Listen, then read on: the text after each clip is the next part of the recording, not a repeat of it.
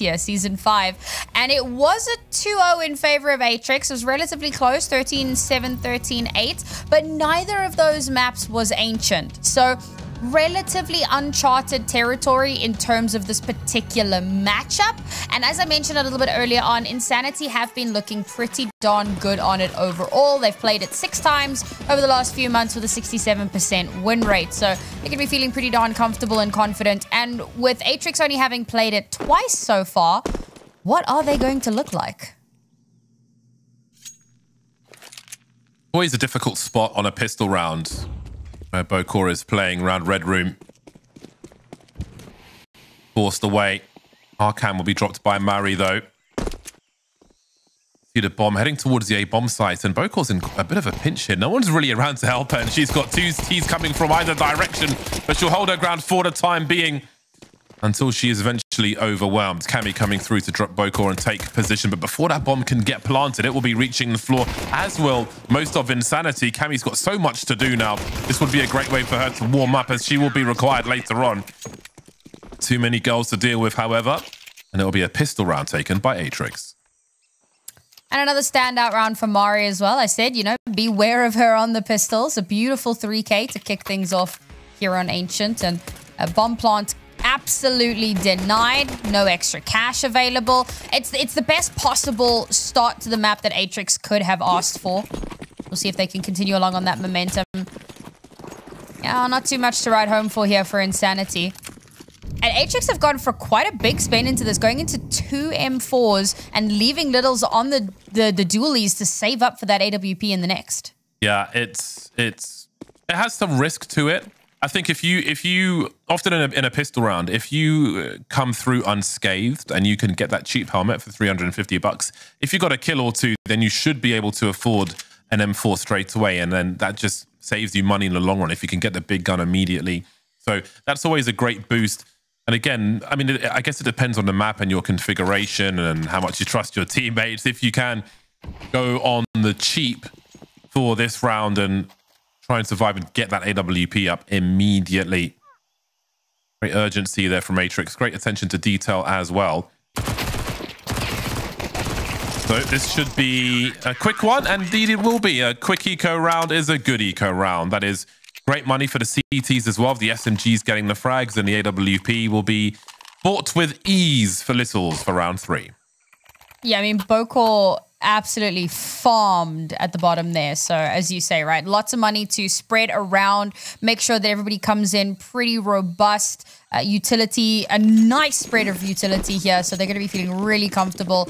Now with inSanity's first real buy, we start to get a look at, okay, what are their approaches to these rounds actually going to look like? We kick things off with a little bit of presence towards mid, but it's instantly shut down by aggression from Atrix.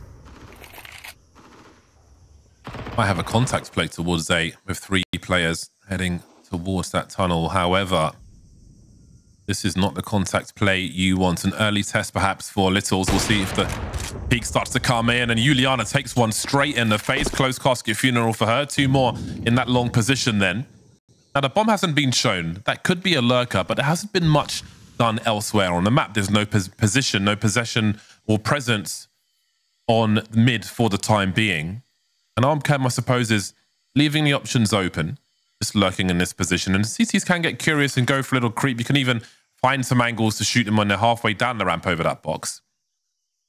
Now she may have to try and find something, as there will be a pilgrimage through mid with the remaining 3. And that is a very nice frag by China. Again, the bomb not spotted by the CTs just yet. They don't really know what could be happening. They haven't really seen Armcam either. I don't think they've even seen her shadow.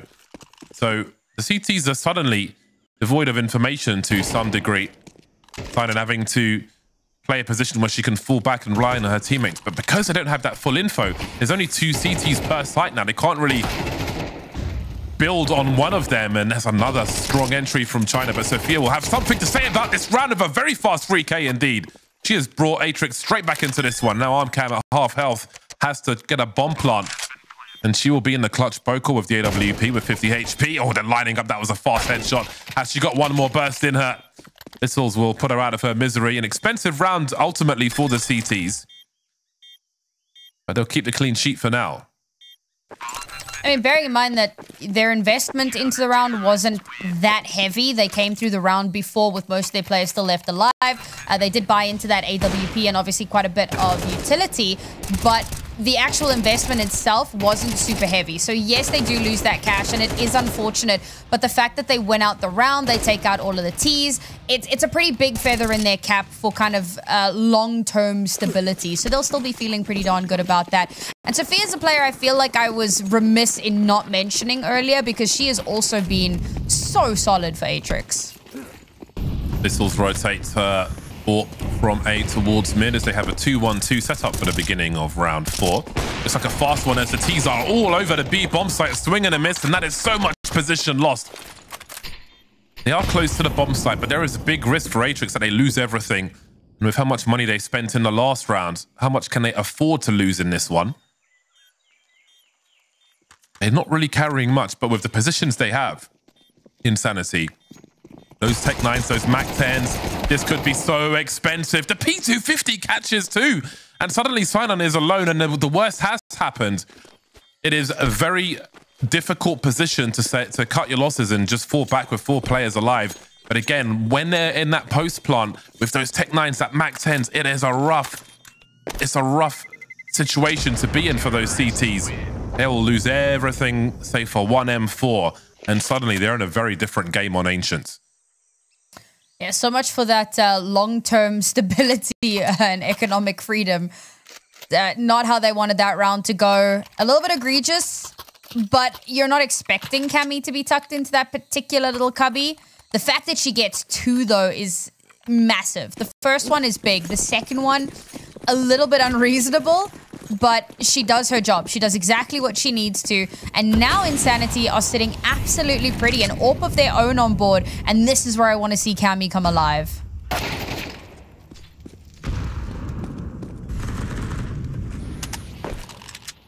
What a dire situation for Atrix.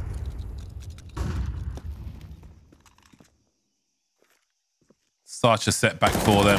Oh, Sophia catches 2. I'm not even sure if she was aware of the second collection, but that's exactly what they needed. And suddenly they are 4 against 3. And there isn't really solid position for the Ts here. They're moving through mid at present. If they can drop Murray, then that might make a difference. But the CTs are being so proactive. They've basically abandoned the B bomb site. They're positioning themselves for whatever is necessary, and it won't be much more now that Cammy finds herself alone. Does she want to risk the AWP getting into the hands of the CTs? 1 versus 4. She knows they're low on money. But do you try and hide the AWP? Do you try and take more players away? They can't afford to really lose anyone at this point, these CTs. She saw a shoulder, I'm sure, but was she spotted as well? The jumping has suddenly stopped. She might be going for a bomb plant, but there are surely too many people to deal with here. And she will lose at AWP. 3 plays survived ground, then they'll collect an AWP as well. So I think that's kind of fair for Atrix, but that was a hell of a turnaround. I'm impressed that Cammy took one with her. I didn't think that that was actually going to connect onto anything. Well done there. And I love this really aggressive play as well. Like, I mean, it felt like inSanitY had no idea what was happening in that round. You see Atrix taking that aggressive position out B. 2 kills, completely unguarded for. Donut as well. No one is looking in that direction, and you just lose players where you probably shouldn't have. It's a great play from Atrix. It's a good read, and inSanitY suffer. Almost another lineup for the CTs there, as Sinon might have another fight on her hands. Cammy's ready for this one. That's a really important position with 1:30 on the clock, and it seems this is not going to slow down at all. A very aggressive game of Ancient so far. inSanitY only looking for their second round, but if they can get it, it could lead to so much more.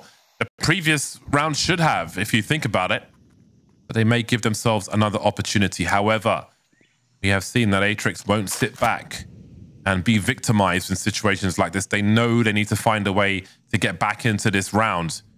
And they're trying to do exactly that, proactive, collecting together in this mid position. More or less clear the A-bomb site. Long is an unknown, but gambles must be taken. inSanitY quietly creeping into it to B. So they'll be beyond this choke point before Atrix have eyes on the ramp. Now, once that bomb is planted, do they go for it? Again, they're really on that edge position. They're on the fence where if they lose one player, they're going to call it. But it seems they might go for it. Here comes the utility, the ordnance from inSanitY, but they're not getting the kills just yet. 3-on-3. There are kits here for Atrix. Mari will be giving the sound cues in the flames, looking to her left, drops from her right, and no one's calling this yet. I think Sophia had to try and fall back there maybe in that 2v3, but they really didn't want to give that round up. And again, they'll be leaving with just one player alive. And I think inSanitY might be looking for her as well. You never know. What a round from Cammy. So they lose a player. She knows Sinan is cheater, so she pushes it. She goes super aggressive and confident, walks straight into it, and gets that first kill. Then, when she's playing down towards B main, instead of just swinging out, she does like a jump peek, spots the entirety of Atrix coming towards her. She's able to fall back, and then she still defends the bomb site with 2 kills back to back. Like, that is AWPing 101, right? That is like the what you want from your AWPer every single time. And that's what I was hoping to see today. She's already at 9-5 and we're only 6 rounds in. Big push from the CTs. There are smokes to contend with though. Nicely done by inSanitY, containing the desperation of Atrix, but Mari still finds a way to give her team an advantage. We said she was one to watch and she is showing us why. 5-on-4 from a Atrix who need more in terms of utility, in terms of primary weapons. 2 plays just with pistols, the secondaries on the 5. Littles is positioned well if there were any sound cues in that long A area. Mari will be having to glance every so often with her M4. They would love an AWP in this situation. Cammy's got one if they're willing to take it. inSanitY just biding their time for the moment. Now, I want to say that Cammy started to run, and I feel like if you look at Littles, you see how she just moved her crosshair. She was pointing, her POV was facing the direction of the running, so they might have an idea, an expectation towards this B bomb site. You see that smoke go down as well. But I think they may have just got some sound cues, which could help them. Now, Sinan, up close on ramp, has just been given a smoke by her teammate to keep this delay going. So I think that information towards A could be critical for Atrix here as they drop another smoke. And things become so desperate for inSanitY. Mari starting to rotate over as well. She's got a flash she can throw behind her teammates as the grenades come through. Sinan rotates for the time being. Where's that flash? I think it's coming from the back. And look at the slaughter for the CTs. The information game. They will reap the rewards for it. And now Cammy needs to try and slink away. Don't drop that AWP, whatever you do. But again, the position from Littles in that donut area, just communicating the rotation away from the A bomb site was all they needed to use their smokes to put inSanitY in a disastrous situation. I think it speaks volumes just how much Atrix is able to get done, even in rounds where they don't have like a proper buy coming through.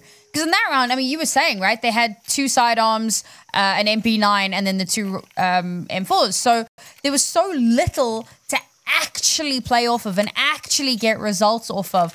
And that's where it comes down to how are you reading the round and how are you reading your opponent? Are you getting that information, those sound cues, those small little things that inform your rotations and how you, play the map and how you take control of it? So the reaction from them was fantastic to pull all those resources across.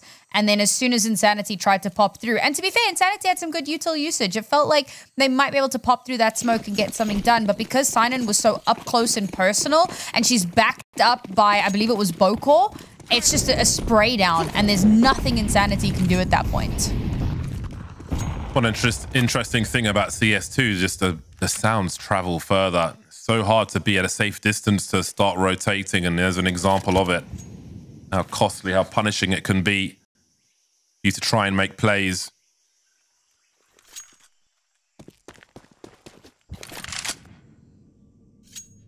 Bokor in the donut on this occasion.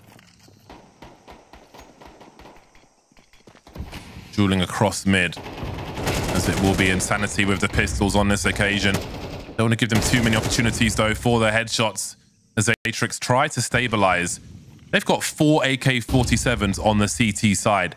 That's normally a good indicator of success. Cammy still with this AWP. She's had so many awkward situations where she's just had to try and stay alive with this. And now she's in a 2 versus 5. But you're almost committing to losing the AWP. She's got $2,600 as well. So she's going to lose this AWP and then basically have no AWP.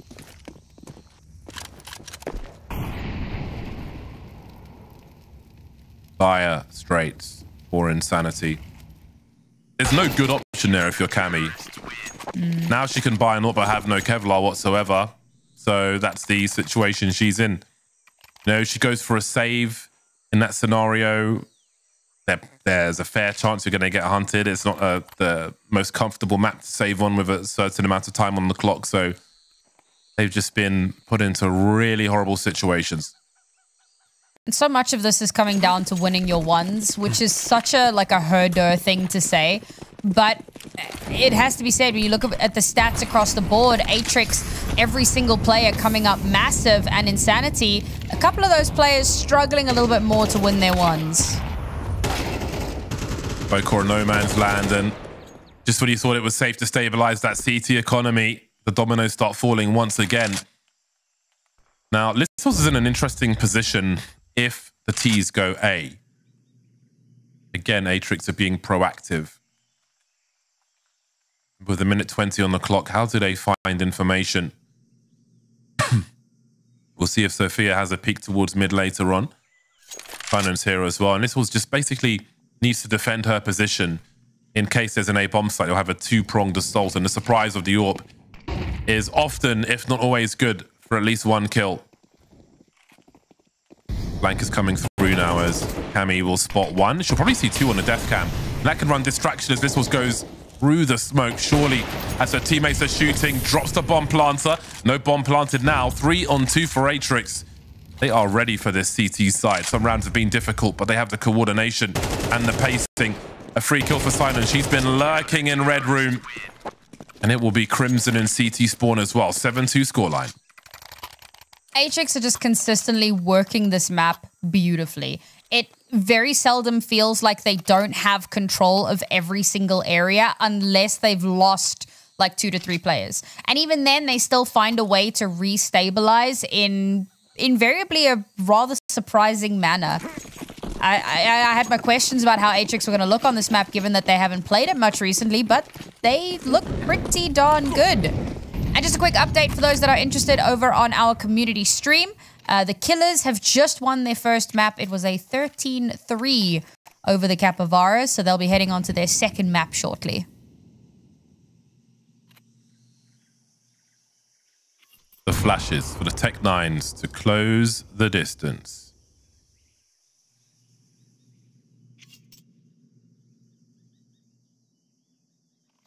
Look at Atrix clearly finding information over towards B as well. Allowing the rotation. They are dictating not just where, but when these fights happen. As they will have more players rotate over. They'll do it carefully. Fanna's got very good pacing, just in case there's a plan B or a plan C from the T's later on. She's there to catch the rotation, as we saw in Red Room in the round prior. Bokor's got a lot to do now as they come swarming to her direction. They're lining up for her, though. That was a great transfer onto Armcam. She will fall eventually, but I think she's done enough. Can there be a bomb plant here for Cammy? 45 seconds. She could try and go for a round win or some more damage. None of those will happen, however, as they will stabilize. 8-2 for Atrix. Only 2 more rounds here for inSanitY to start making some magic happen. Yeah, only getting 2 rounds in this half, 10-2. That's almost unrecoverable. And I say almost. We know that stranger things have happened. But it does make it that much more difficult. So these next 2 rounds are pivotal for them. Again, a couple of players need to start finding the magic here. Need to start isolating these duels a little bit better. Maybe playing off of one another a little bit better. And finding those openers. Oh, the footstep. Gave a bit of warning. No surprise anyone's in that position anyway. And China is there to clean up. She's angry. Look at her go. So good on the entries. Despite the few rounds we've seen from inSanitY, China's entries have been savage. And they will find a 3rd round at least in this first half. That was a nice fast one. There's plenty of money for the CTs to buy. So no harm done in that respect. That's a good one. Some success towards the end of the half, but it's China on 5 kills. I feel like all 3 of her kills in that round were headshots. I was only vaguely looking at the kill feed, because let's face it, kill feed reading isn't what we're here for, but I'm fairly certain, which of course just kind of illustrates the point we were making a little bit earlier. An absolute demon. But 1 round, not quite enough. 1 more is what they need. Won't be seeing any more of China in this round then, as Silent comes back with a response towards the end of the first half. 3 on 5 then. inSanitY will have to do it the hard way. And Atrix is so good at sourcing information in rounds such as this. They already have Silent and Sophia back-to-back through B, getting that information. And she's just playing for info. See how she disengages immediately. There's no need to fight to the death. All they want is information so they can rotate accordingly. That's exactly what they do. And look how she's responded as well. Last scene, pushing through Cheetah, now on the B bomb site, just doing whatever is necessary for the squad as they look to compromise Red Room, but that is a painful discovery. Little stops for a second. Speaking of seconds, there are 45 remaining for inSanitY to try and turn things around here. Plenty of sound cues for Mari. Does she stay alive or does she try and stop the bomb from being planted? Cammy looking towards long A. Silent coming in from the back, and surely that activates Mari on the other side. Nice one tap from Juliana, who has 2 more to find. Desperately need this round, do inSanitY. Shoulder to shoulder come Atrix. Good for 1. Not ready for Silent though, who cleans up once again. A 4K in the round, and you can see she is very pleased with the results of that.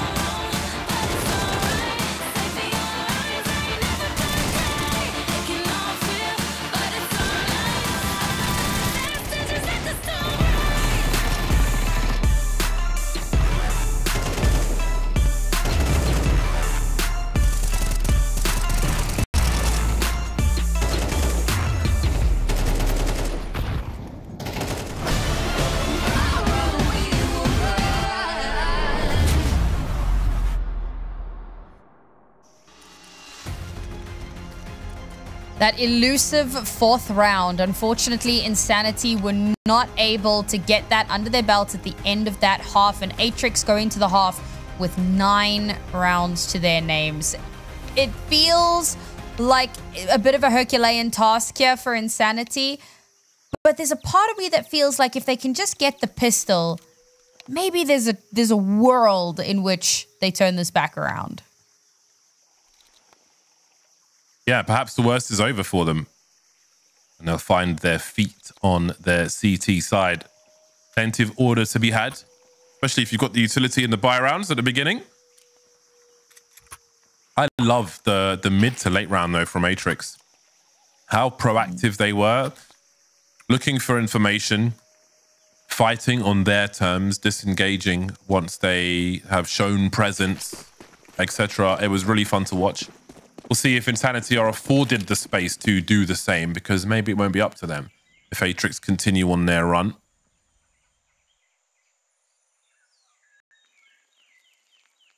China will be carrying the kit. I'm sure they all say China and we all say China. We should ask them if they if we speak to them later. It's a good idea. Kevlar for everybody else. Of course, their heads will all be exposed.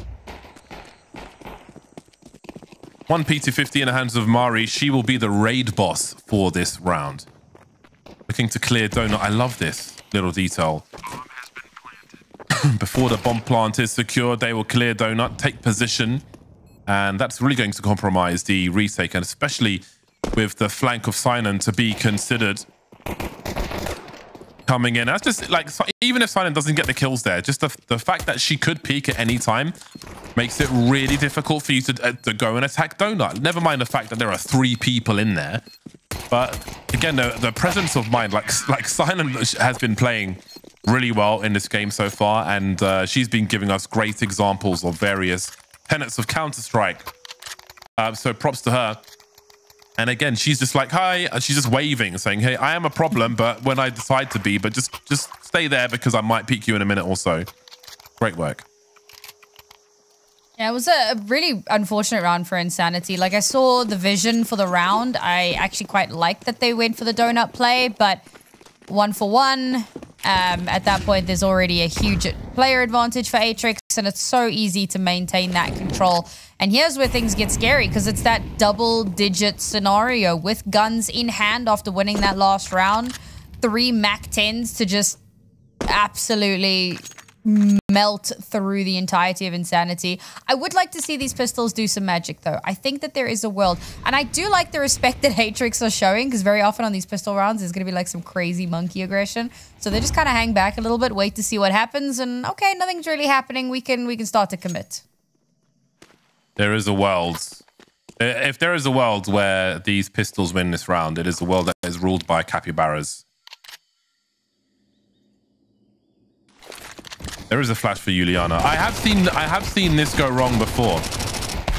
But there have been rounds over history where there's been like an eco stack, and the team have sent a probe out to see if there is a stack on a bomb site, and there isn't, and they go to the bomb site that has the stack, and then they get annihilated. I haven't seen it for many years, but I distinctly remember it happening more than on more than one occasion, where they run into the stack and just get popped. Super Mario Sisters. Sophia bouncing in towards T-Spawn. If you look at the water in T-Spawn, I remember when this was released in CS2, and I said, like, you know, if you drop a gun, if I drop a gun for... No, I think I said if Simple... No, I said if... I would normally tell someone like Simple to drop me an AWP, right? But I was saying, like, if I was dropping him an AWP, he wouldn't be able to see it because this was all covered in moss. And then they removed the moss. People were so mad at me. But I feel like it was a logical, like, you know, yeah, you've got your nice fancy moss. There's still some, you know, a bit further on, but let's be reasonable here. I think if you drop the gun in water, it just shouldn't work for the rest of the round. I've never tested that. But there are some like rifle competition things, I think in Finland, where you have to like crawl through mud and so on, and suppose their guns work afterwards. I bet some don't though. Anyway, the AWP has announced its presence. Cammy is over towards A. Not rotating for the time being. She's holding steadfast, and Atrix are thinking better of this journey, it seems, this expedition, or are they slowing down to spread the CTs out a little further? They're not going for that information seeking just yet. Mid is relatively open. Armcam will be keeping an eye on it from the B bomb site, essentially. And there's still a lot of time for Atrix to decide what their play is. So in the mid to late game, it seems they are changing things up and heading towards that B bomb site. Quietly walking. Oh, as Sophia makes her way in, that trade means the bomb is on the radar and the rotation will be instant from inSanitY. Now things have to speed up for Atrix before all the CTs get into position. But they're still holding, looking towards A, but that was the bomb spotted. 27 seconds and they've got to deliver, but Juliana is delaying until she runs out of bullets, but Armcam's here to pick up the slack and get an upgrade for her FAMAS. Maybe not. No, she's still got a FAMAS. She might have shot the gun away. Bit of a weird round from Atrix, I felt like. Particularly towards the end there. Like here, this 1-for-1. Sure, the flash comes through. You're hoping that it's going to give you the ability to, you know, actually get that kill. And eventually, they do manage to get that down. But last player left alive, you're in like a 1v4, 1v3 in that situation. It's going to be so difficult to actually make that magic happen. Felt like they were a bit late to the starting block in that round, and they paid the price for it. Oh, man. I was admiring the grenade execute from the CTs through the B bomb site on the radar, while also watching all the Ts just charge the one player on that A bomb site. And maybe having seen Cammy there in the round prior, they just decided someone takes a bullet for the president, everybody else charges in and cleans up, and they will deny this retake attempt. That is for sure. Juliana and Cammy can't afford to lose anymore. This has actually been a catastrophic round for inSanitY if you look at what they are left with. Seems Atrix want to be done with Ancient pretty quickly. The low and slow approach kind of came back to bite them a little bit. They gave inSanitY a lot of time to kind of spread out, get that information, figure out where to respond, where to poke and prod. So they go, you know what? Next round, let's just run it down. Let's just full send it. And to be fair, they had a less than stellar buy. So you got to make do with what you have available. And I think that they made the right call in going for a more aggressive push in that round. And they just ran over inSanitY, pushing them all the way back towards that CT spawn. The MAC-10 doing some serious numbers. And it's that round that just goes so quickly in favor of Atrix. Now we're on map point, and inSanity's money is not good. Cammy still has an open hand, so if there's anyone who's going to try and pull this back from the brink, it's going to have to be her and Juliana in tandem. The opener probably going to be the big deciding factor in this round.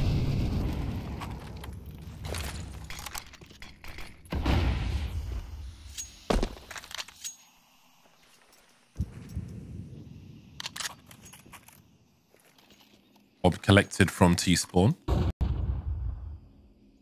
Was there for a while, indicating a slower run for Atrix. Boy, have we seen some fast ones on this game of Ancient. Cammy looking to offer a nasty surprise.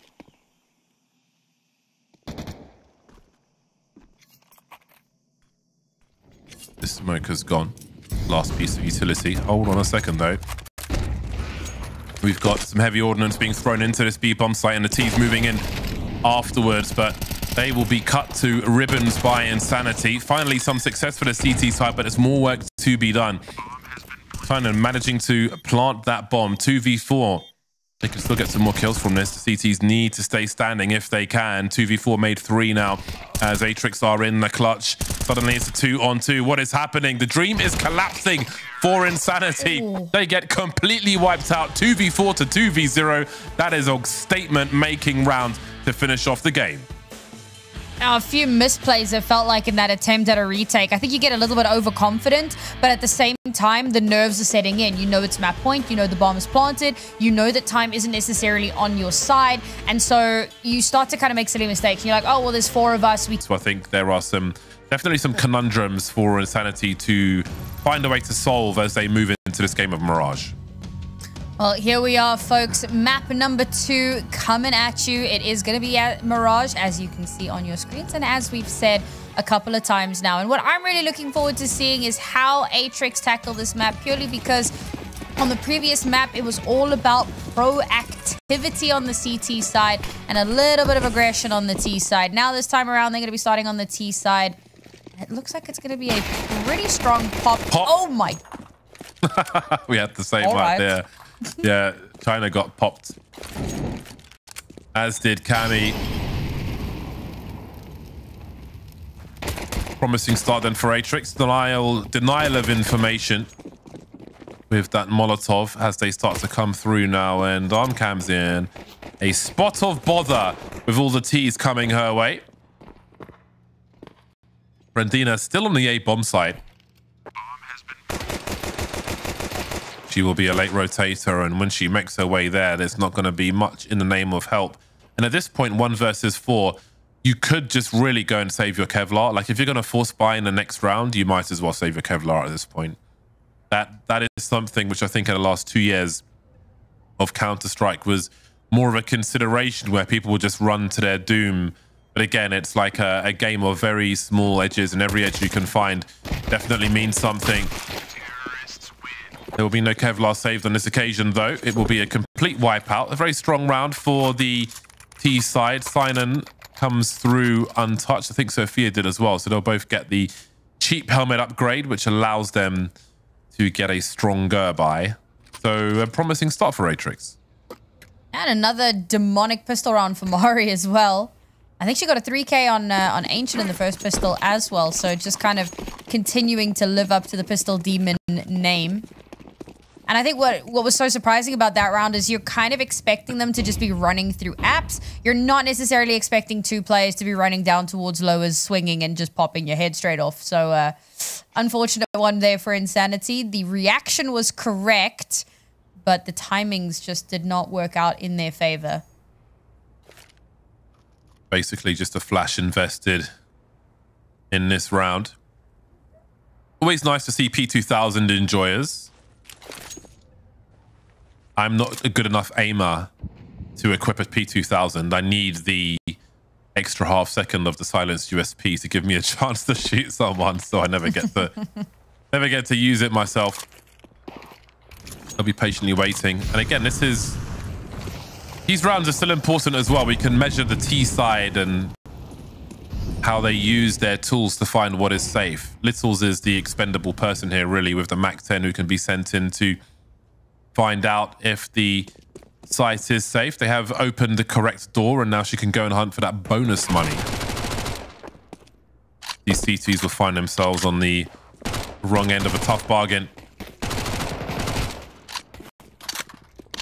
All dancing around, so it will be a shooting gallery. Nice pop. Maybe there's some bonus money to be made for the CTs. Either way, they'll be looking towards their buy round. And I do wonder, in a situation such as this where you didn't really get much done. Oh, hold on a second. Brandina's actually putting in some nice work there. She'll come away with 59.50 after that round. That is more than she was expecting before. I was going to say, you know, when you have like a very dry pistol round and you're basically on a super hard eco round 2, you're going to be missing things in that buy round. And you can see the lack of grenades here. But picking up that MAC-10 has made a hell of a difference, because it's allowed them to afford an AWP for Cammy. And that could be the difference maker for them. Could just turn the tides, particularly if she's still as switched on as she was in that previous map. And Brandina, I mean, the ending of that round is great for her. There's that little bit of extra. I thought she might get that last one as well. I was a little disappointed to see that it wasn't to be.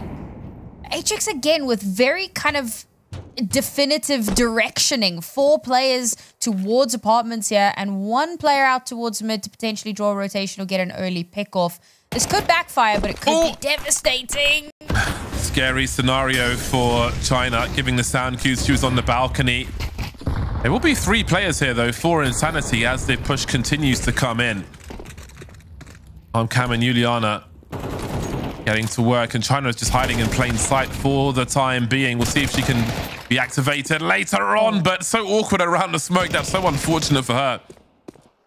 And Atrix now find themselves in a 2 versus 1. Bredina still on the rotation, coming from the other side of the map.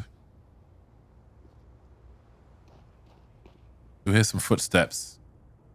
Again, sound travels quite far in this game. What's one towards default. Not seeing enough to make a proper connection there, but she might still be able to isolate a fight here. Indeed, she will. Littles is now trapped for the time being. A big swing. I think she flashed herself there. And Bredina is able to finish things off with a hand up to the face of Littles.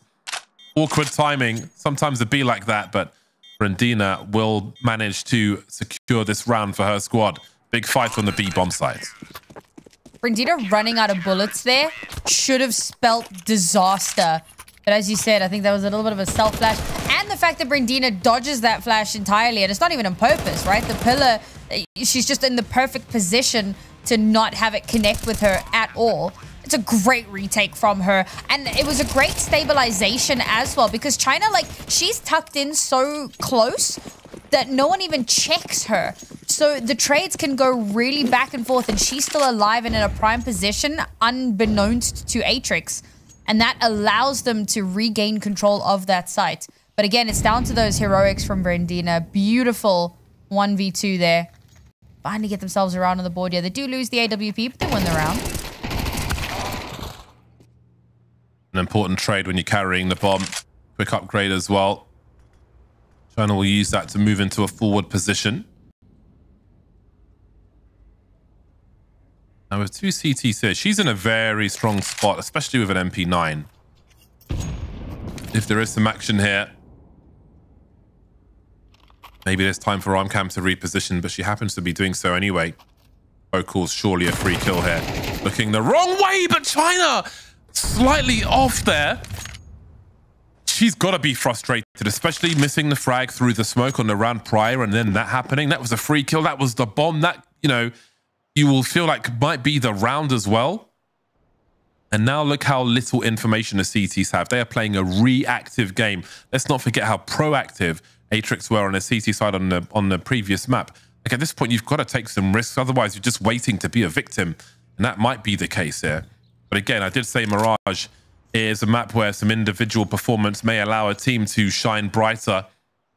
Eyes on Bredina with the AK-47 playing in those fireboxes. Some countries call these triple and fireboxes the opposite way around, but my country, this is the fireboxes. In they come. Now she needs some distraction being run. Oh boy, they're all a bit off at the moment. Feels like coming into this one a little cold, trying to run but getting stitches. 4 on 2 in favor of Atrix, and there isn't really much else for inSanitY to do. So we'll have a moment here as the bomb explodes and we get into the next round. So I did check quickly on, you know, the head-to-head scenarios. If Atrix lose this matchup somehow and become tied with MIBR, they will get relegated because they lost the head-to-head with MIBR. However, if inSanitY lose, they have yet to play MIBR. That'll be happening on the 18th of October. So if inSanitY lose today, there is still a chance that they can make it in, or rather stay in the next season for ESL Impact. So maybe a little less stressful for them. For Atrix, losing here means that's it. They're back to the open qualifiers, which is rough. But for inSanitY, there's still a chance. So maybe there's a little bit less of that pressure on them.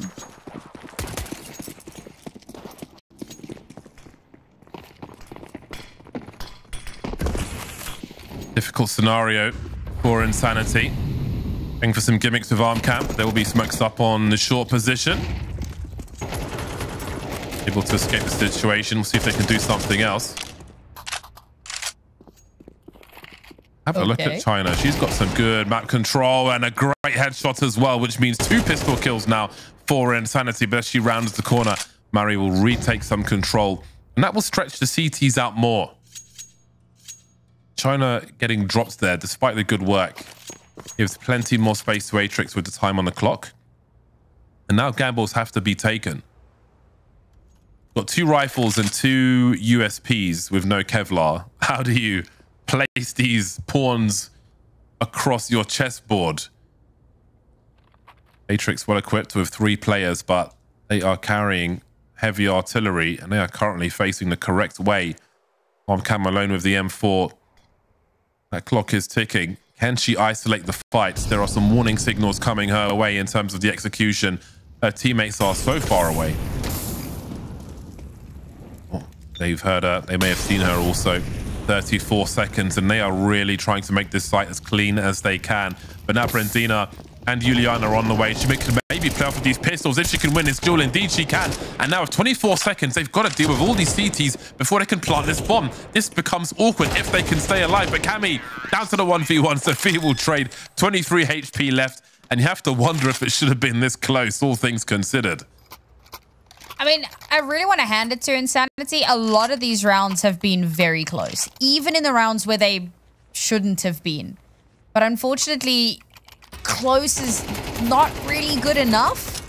And obviously in this round, we didn't expect it to be much more than that. And you know, we'll praise them for the fact that they were able to bring it as close as they were. But as we get into kind of the next rounds, as we start getting that money back up, if Atrix continue to run away with the round leads, we have the possibility of a repeat of the previous map, which is absolutely devastating. So now, with rifles back in hand, we need this round to be as close as the previous round. Maybe not as close, but we need inSanitY to win it, basically. inSanitY really are starting to feel that pressure mounting a little bit more here. And again, you know, a couple of players struggling to really find their stride so far on the CT side. So now, with a bit more robust buy behind them, a little bit more to actually work with, need to start seeing those changes. All right, 2-pack. 5 M4A1Ss for inSanitY. No AWP on this occasion. Let's not forget how fortunate they were to get their first one. Look at the storm of Atrix players, not allowing the CTs to really get anything started here. Oh, wow. Well, minute 30 on the clock and Armcam is alone. Other side of the map. All your teammates are gone. Not much else to be done. Large and in charge. Feels like they're just really crumbling under the aggression. I mean, some of the rounds where Atrix played a bit slower, we saw it on Ancient. There have been opportunities for inSanitY to retake control in those rounds.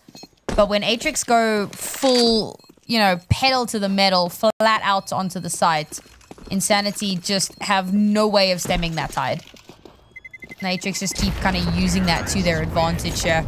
Up to 5 rounds now with a 4-round lead. And a quick update once again on our community stream. The Killers have beaten the Capybaras 13-5 on map 2. That'll put the Killers at 2-0. Doesn't make the biggest difference in the world in terms of their overall scoreline, but, you know, they'll be happy to have put another win for themselves under their belts.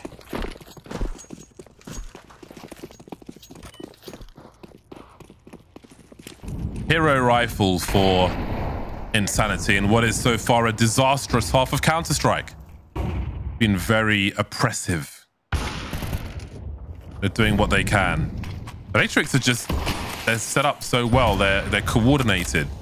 And I remember some of the other matches we commentated of theirs where I was enjoying what I was seeing from them as an up-and-coming team. They're definitely rising with skill.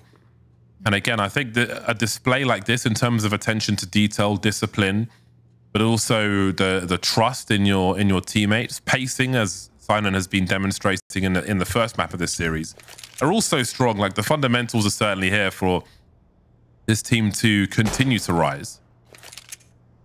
Maybe the wider question is what their ceiling might be in the next year, let's say.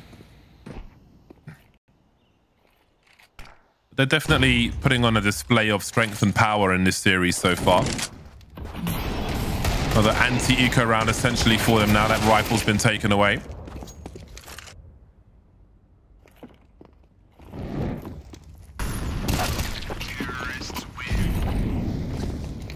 Yeah, I think inSanitY is definitely a team with a lot of potential. Atrix obviously as well. And Atrix has kind of proven that pretty consistently this season. Already, you know, they did take a map off of MIBR. And they've looked really good in... Oh, sorry, not took a map off of MIBR. They beat MIBR, actually. Blonde moment there for me, yeah. So this is a team that has really kind of gone from strength to strength. See how much more they can do. Fast one from Atrix, just all over mid. Bokor dropped in that short position, and that could be key, and that definitely helps defend that connector area, although they've had to fall back from that short position. Atrix with only 3 players remaining committed in mid, but they'll have to go back and collect the bomb. If Mari can stay alive around this connector spot, have a look at this, creeping through the smoke. Crosshair was in the right place, but Juliana was faster. I don't know what else Atrix might be able to offer. I say that, and I just remember they won a 2v4 in the last round of the previous map. Maybe that will happen again. Have to be quick scopes from Littles, and to see Cammy repositioning. The flash forced her off the angle. She walked back into it and walked back into an AWP.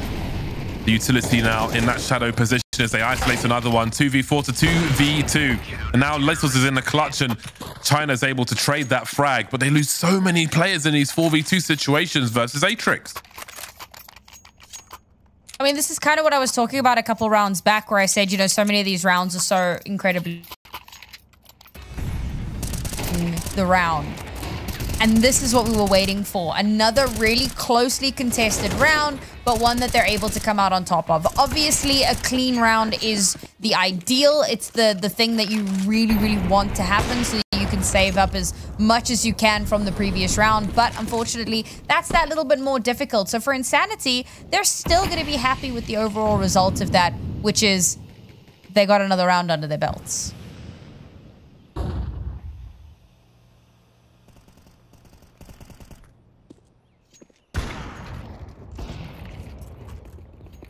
Littles putting in work. 7th kill. Oh, that's awkward timing, but great for Brendina. Good pre-fire as well. Armcam also activated, leaving Sophia in a 1 versus 3. Seems that despite the oppression, inSanitY may have some fight in them left. If there's no bomb plant here, that would be huge, but I mean, let's not count Sophia out. She's just made it a 1v2. She's got over a minute on the clock, but Cammy's got the angle. No bomb plants after all, and inSanitY move to 3. Okay, we're starting to see some really solid signs of life here.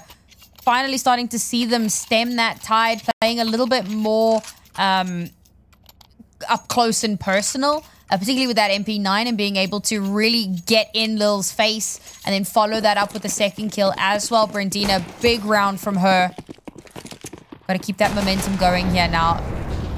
Quite a lot of firepower still in Atrix. Yes, it's sidearms, but well, we've seen what those deagles are capable of.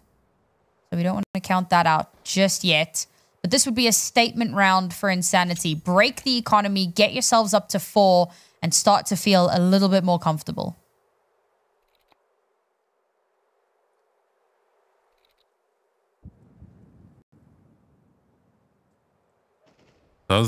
If there's a rush here, does China drop a molly below the window, I wonder? Speaking of mollies.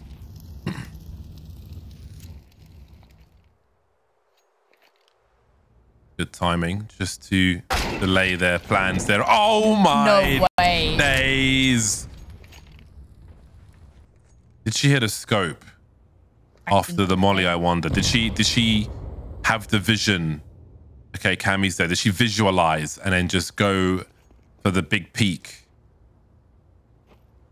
Oh, man. The brutality. Armcam flanking A now. But she's just about not going to see anybody. Maybe they're confident in what is happening. I think she needs to get her skates on, because if we've got trouble on the same bomb sites, as we are losing CT after CT, they are at the woman disadvantage now. 2-on-3, no rifles collected, but maybe the pistols will be enough. China down to the pistol herself. Armcam denies that bomb plant, and Sophia will be the last one to fall. But Atrix are always dangerous, as you said. It doesn't matter if it's primary weapons or secondary. They are dangerous from round to round. Kept that a lot more expensive than inSanitY were bargaining for. But it's another round that inSanitY take home. So can't be too disappointed with that. Still got money across the board here. Haven't had a full rifle round in a hot minute for both of these two teams. So looking forward to seeing if we can get that. Remember, there's only 2 rounds left in this half, however, and both teams' economy is very messy. So this might be the last robust buy for one of these teams in this half. And for inSanitY, it's really important that they try to even out this scoreline. 8-4, not terrible. 6-6, you're laughing.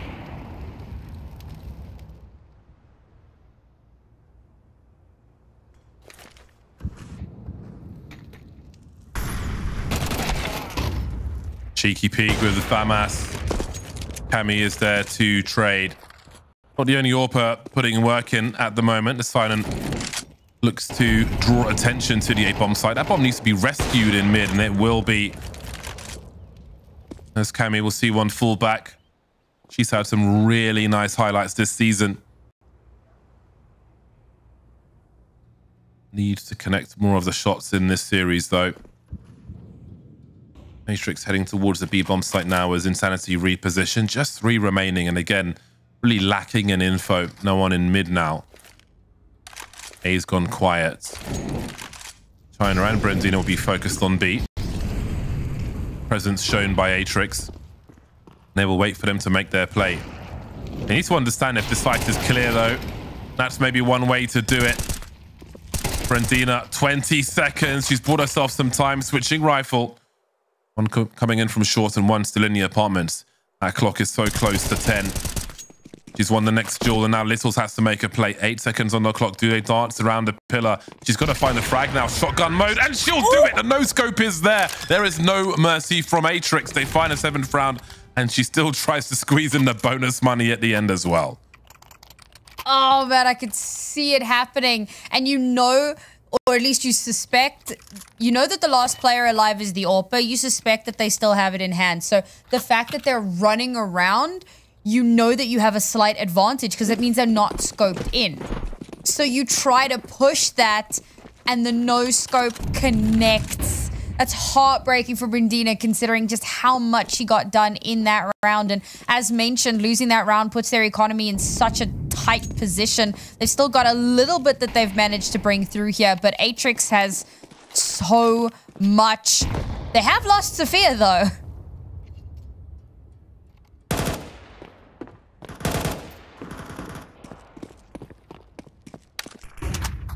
Atrix fishing.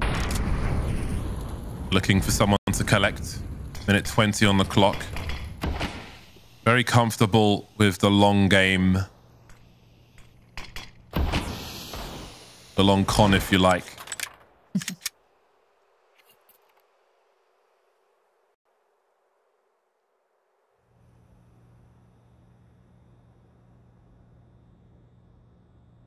No more nades, save for a flash in the hands of Cammy.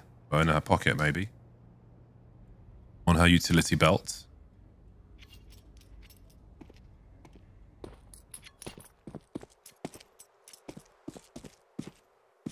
"40 seconds for Atrix. Vocor heading towards the ramp. She's looking for an entry to pull the CTs out of position. Grenade towards Palace. Trying to find something. It's working. You can see Armcam's rotating away from B. That simple bait has been enough as Atrix start to make their way forward, but China's going to be very, very key, but she'll be absolutely checked for, and they've lost the bomb site. Just one player showing presence, and a little over-rotation from inSanitY, you could argue, has left them lacking position on this bomb site after the players they've lost.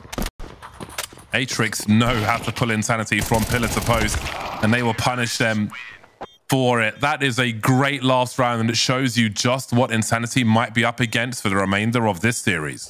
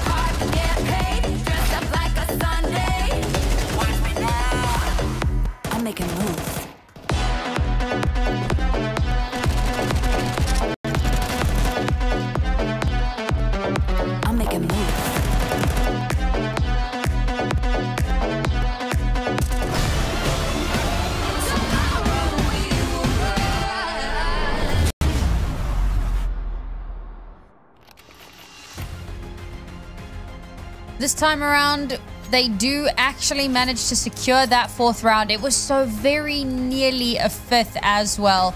But a great little bait and switch at the end of that half meant that Atrix did walk away with an 8th round, bringing it to 8-4. Now he swaps sides. We're looking forward to seeing how Sinan does once again. She was quite a standout on that previous map, and I always laud her for her anchoring ability. This round, however, probably not going to see too much action. Oh, maybe we'll see some from Mari as she is standing on triple with the lowly USP with 5 Ts looking to explode on her position. Playing anti-flash for the moment. Sophia gets domed and here come the targets, but seems she'll be the target on this occasion. So far so good for inSanitY. Definitely needing a promising start to this half. They've planted the bomb. Now what will Atrix do? All about the headshots, of course. They've got enough people alive to go for a retake attempt. Well, this actually could be delightful. Not 1, but 2. That's big damage, but they've got to follow it up and they won't be able to do so. All about the headshots at the end of the round. And it'll all go, almost all go the way of inSanitY. So that's an important pistol round on the board for them.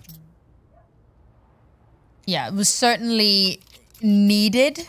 I think the fact that they got that 4th round and didn't leave it at 9, or rather leave it at 3, means that obviously there's a bit more room to play with.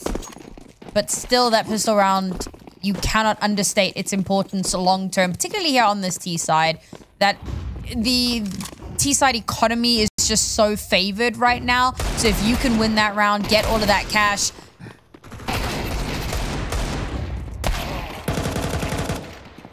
Crazy round once again. Fight's almost cleaned out. Still going for the jewel with the deagle there. That's such a scary role to play, but they're not too concerned, inSanitY. Good arm cam holding the angle. I don't know if they're aware that both deaglers are here. They don't. That's something in Atrix's favor, and maybe they'll get the peak they're looking for because of that. Littles with 4 HP. Surely he's got to go first. Protect the VIP. Trying to make it to that helicopter. But it's taken off already. 8-6. I think 3 kills in that round is not terrible. You're pretty happy with that, all things considered. Yeah, solid. It was a very chaotic round, however. Brandina with a MAC-10 has proven to be quite scary. We saw it quite a bit on that first half, and we're seeing it kind of replicate itself again here on the second half. She's having a much better map, and that was kind of what I was saying at the end of the last one. Sometimes there are like extenuating circumstances, there are factors that can make things that little bit more difficult. Now, she's been an absolute rock star, and she's really helped out in bringing them back from some pretty dangerous scenarios.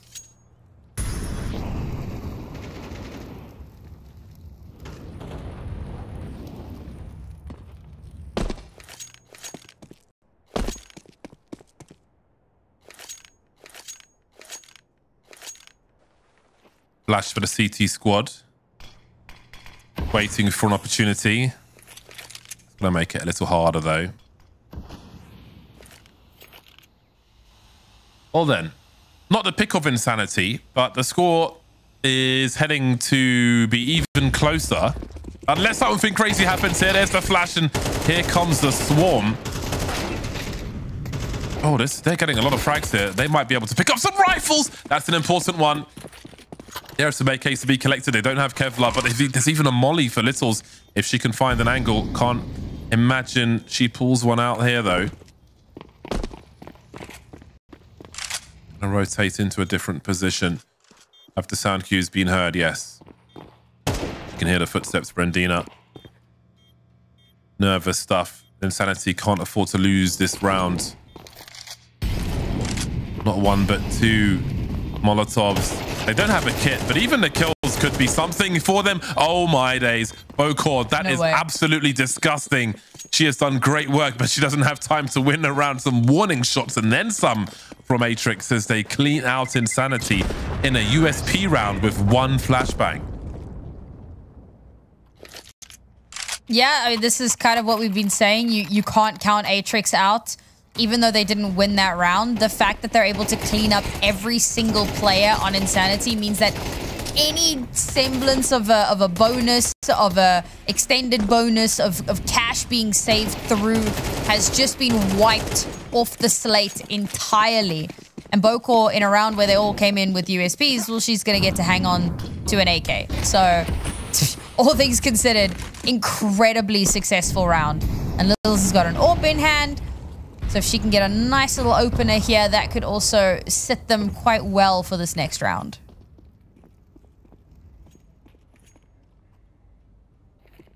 So nice how she repositioned from the first duel to the other as well. Oops.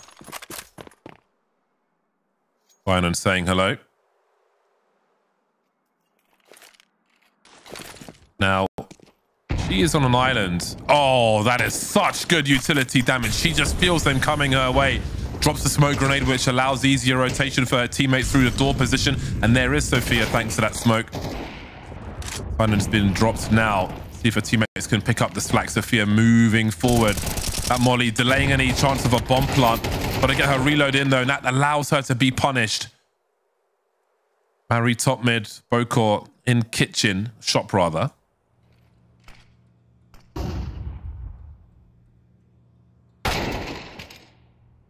Big peek from China, using the time allotted to better understand the situation. Mari now might have a chance at a 1v1. She certainly does. Armcam looking for a third frag. 24 seconds. Does she hear the beeps? There's the info. Is there a kit for her? Oh, she's close enough to not need one.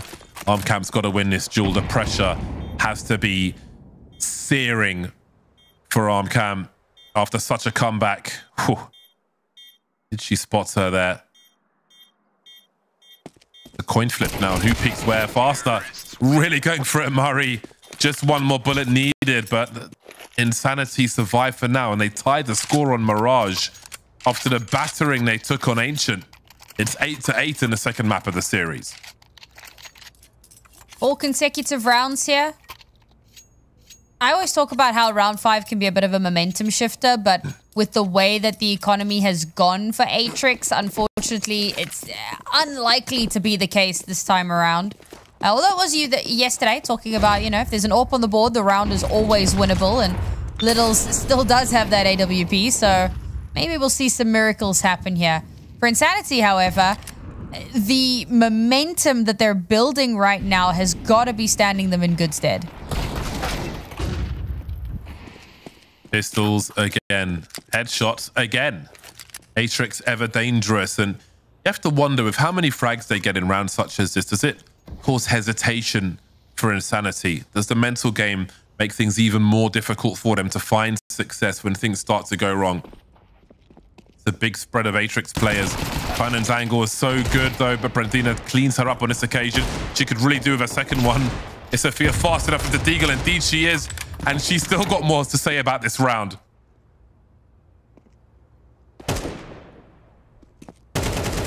China in such a bad spot now, really trying to isolate these fights. It's like free-for-all deathmatch. Opponents coming from every direction now. Able to force Sophia out. She's doing well, China. Ready for the challenge. Down to 9 HP, though. Escapes the angle. Bomb plant would be good. She could drop a smoke behind her as she passes. Indeed, she'll do exactly that. Now she's got a chance to come in from anywhere. She can play the beeps. She could be Palace. She could even be CT. She could be in any spot. And there's only 2 people to figure it out. She's got the sound cues as well. This would be such a monstrous clutch for China. She spotted Bokor. She knows where one is, not showing. She needs to find both of them. Catches the second one. Now she can play the beeps. Bokor creeping around the smoke. Has she got time to defuse that? I think she will do.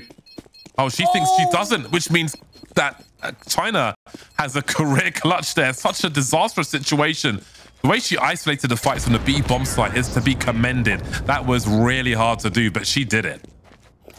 I mean, it's so tough because you come into that at a massive anti-eco advantage, and again, Atrix just show their prowess with whatever gun you put in their hands, and they keep it so dangerously close. Now, you know, you've still got a rifle. You still theoretically should have the advantage, but given how dangerous this has been, you know that you can't overplay your hand. So the fact that she gets that first kill, backs away, rotates out, gets the plant, and then rotates through jungle back to, you know, towards mid and then back through jungle again, she's playing her hand so close to her chest, and it's damn near impossible for Atrix to read into it. And it's devastating for Bokor because I'm pretty sure that's the second time she's been in a situation where she takes down every single one of inSanity's players, but she doesn't have time to defuse because she doesn't have a kit.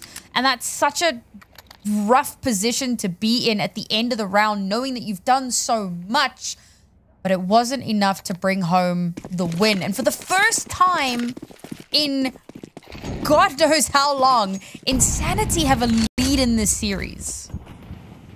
I said that a map like Mirage might give a player like China the opportunity to take over the game, but that wasn't the fashion in which I was expecting it to happen. But that is such an important round, and of course, as I say that, she just gets dropped in mid immediately. 4 versus 5 for inSanity. Such an important rock for her squad, but now the rest of the team are going to have to pick up the slack here. Otherwise, they're going to lose that lead immediately. Murray dancing in the flames and able to get something from it as well. They are collapsing one by one with little to no response. Cammy finally showing something on the ramp, but she's basically in a 1 versus 5. Now, we've seen her do nasty things with a scout, but on Mirage as well. Few places to hide. And she needs a reload. 2 bullets in the magazine. 3 people to find. H is coming her way. She may have slipped away. It's a very common thing in CSGO. You could put up a certain smoker and create a one-way there. 1 bullet in the magazine. Have her teammates told her. 30 seconds. 3 people. There's a flank coming in as well. Gonna stop making a play. Not being given anything at CT. Little's giving her the respect for the time being. It will be free for Sinan just to her right-hand side. Asking too much of Cammy in that scenario. Again, China getting dropped immediately doesn't bode well with how important she is for the squad. And their money's been broken also. Finally, though, after 5 rounds, Atrix will find some success. It's taken them a while to build themselves back into it. But we spoke quite a bit about how close these rounds consistently tend to be. Regardless of who's actually winning the round, you're still getting a lot of economic damage done. And unfortunately for inSanity, despite the fact that it's been 4 rounds or 5 rounds back to back to back before they eventually lose one, because it's been so incredibly close, as you mentioned, economy not where it needs. This could be that slippery slope that was always kind of looming, particularly at the end of that first half, but that now becomes a potential reality. They only have pistols to work with here, scant utility as well. There's still a bit there that you can still get something done with this. You can get yourself in onto a site, you can block some sight lines, you can make something happen with it, but it's less than ideal, and the most you can really hope for here is a bit of damage and maybe to steal some of those guns. I'm glad they're going towards A, because I think against Sinan specifically, they're not going to succeed towards B. I think she's just too ready for things like this.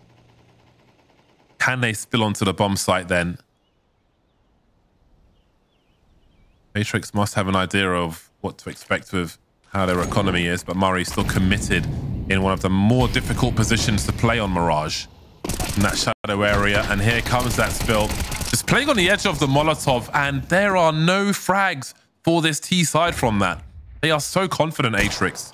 It really feels like they have inSanity's number in this series. The rounds we have seen,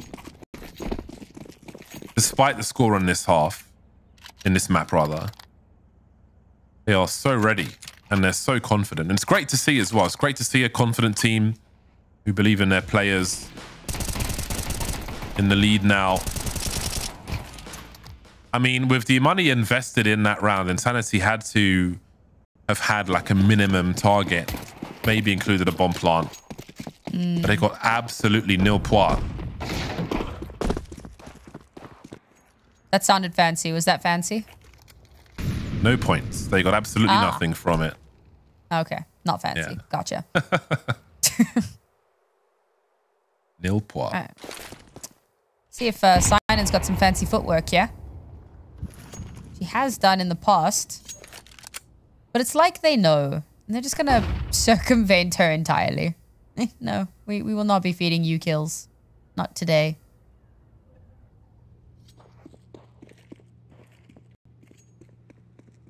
Blocks. All that needs to be said about this round.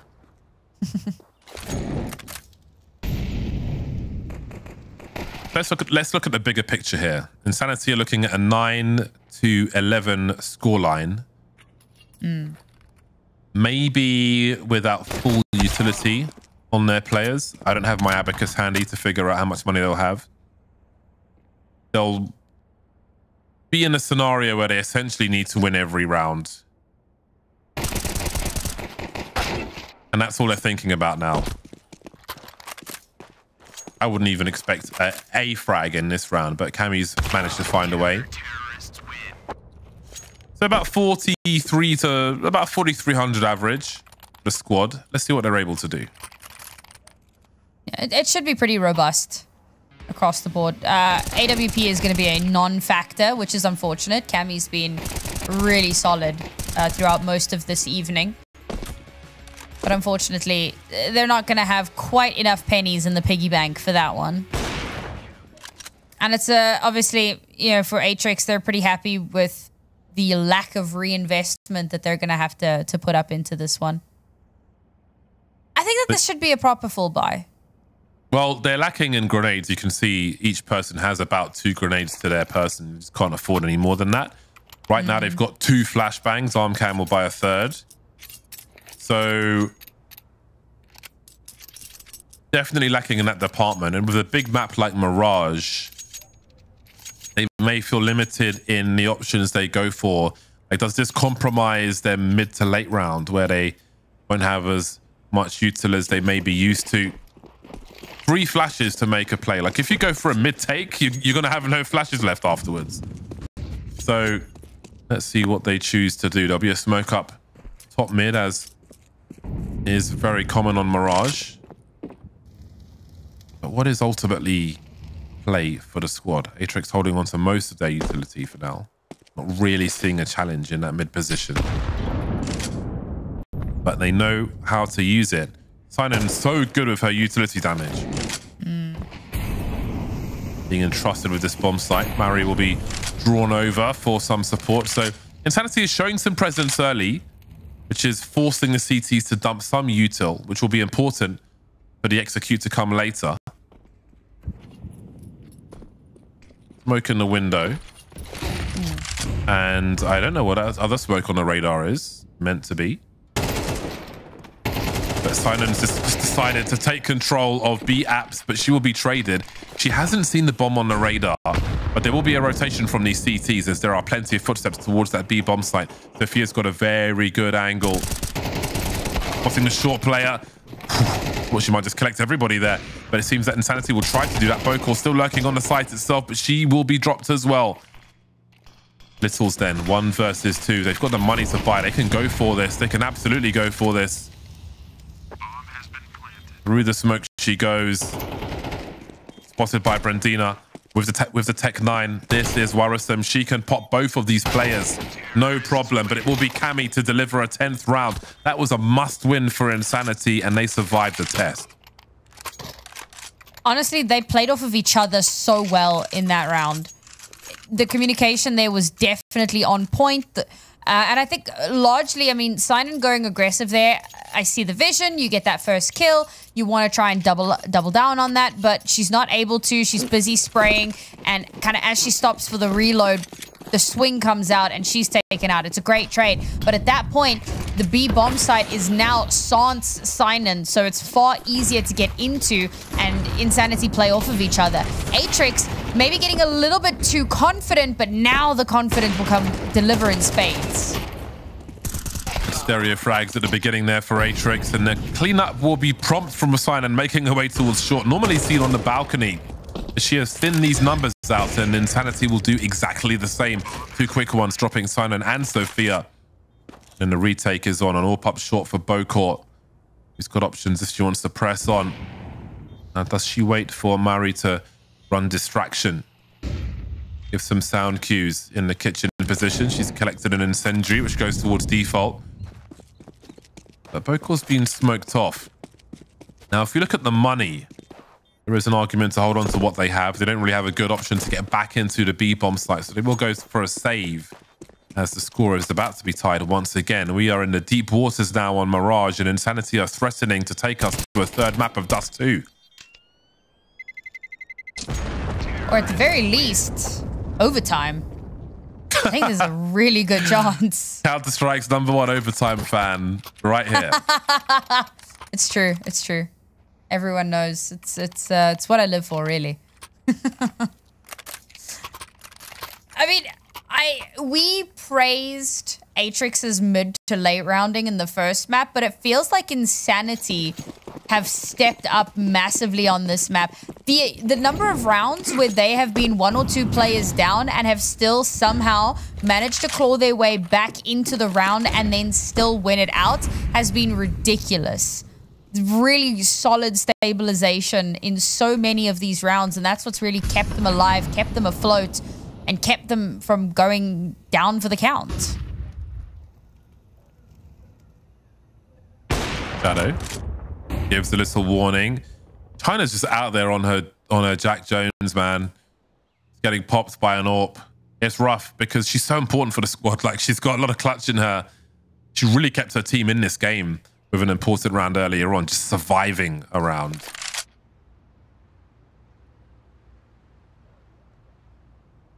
Target practice in mid there for Atrix's AWPer.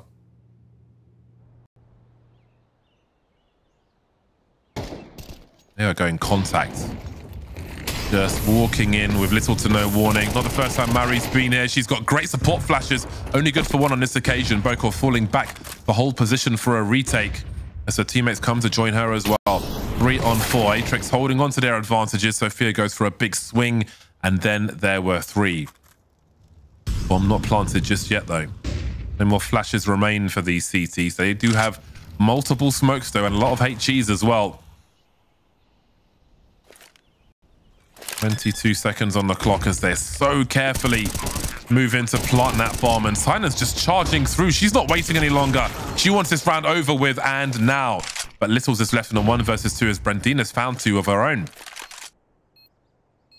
Littles with that AWP. Atrix with not much money, about to face game point. She'll have to give this one up. Can't risk losing it. Have to hold on to it for the next round.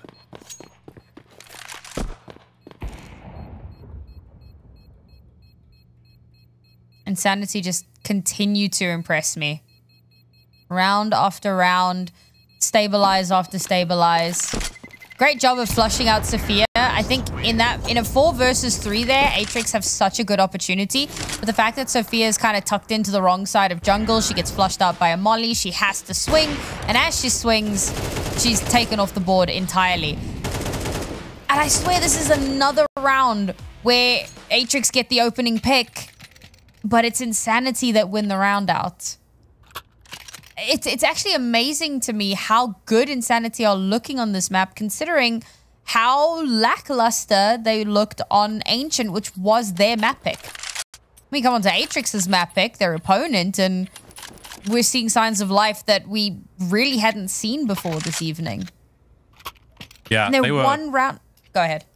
I was just going to say they were thoroughly outplayed, basically, and this has been difficult for them as well. Like, they've had to have individual moments of brilliance to keep in the game. And when you see China run out mid on her own there and just be cannon fodder for Littles, it just feels like they're not going to do well in that round. But here they are, ahead of Atrix once again. But holding on to that AWP could be very important for the CT squad. And there are 4 rifles around this also. Little's looking for that free kill in mid once again.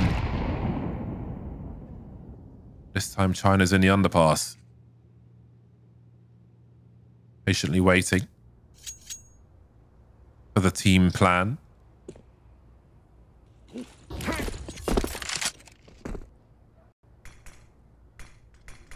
Bomb towards the apps for the time being. Smokes for top connector. So Sophia may be compromised here. Juliana dropping Sophia. Little's announced her position. 4-on-3 for Atrix. Maybe that overtime is coming, heading towards the sub 1 minute mark as Juliana makes her way towards that short area. And again, proactive Atrix. Murray looking towards A-ramp to find out what's happening there. In the meantime, they need to defend this B bomb site, but Juliana is charging through. Sinan has a good position for now. Can she buy some time for that rotation? Going into the smoke, just disappearing entirely, holding on to that Bullman advantage. A 3-on-2 for Atrix as they desperately want to tie the score here. Cammy taking some pot shots, doesn't really know what's happening. A molly onto default will be brutal. Barrel spotted by Sinan. They know where that last player is. Cammy in the clutch now. 15 seconds to find 2 or get a bomb plant. Bomb site being abandoned for now. She's got to commit to this, surely. There's just too many people to find. 6 seconds, running out of time, and she has opened the wrong door. Mary is right there to take us to overtime. Well, that's a round where Atrix get the opening frag and do actually convert the round. And it was an important one for them to convert as well because it does keep us in this map. We've now finished with regulation, but had inSanitY won that round, we'd be heading over to our map 3. So Atrix, of course, they want to get it done in 2. They're not a team that wants to do it in 3. We'll see if they can stamp their claim here. Because now we kind of have a clean slate as we head into overtime.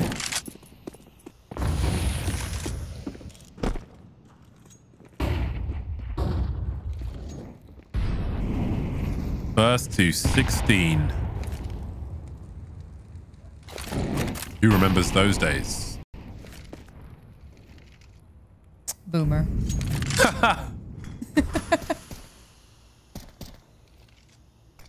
Bomb rotating over towards A.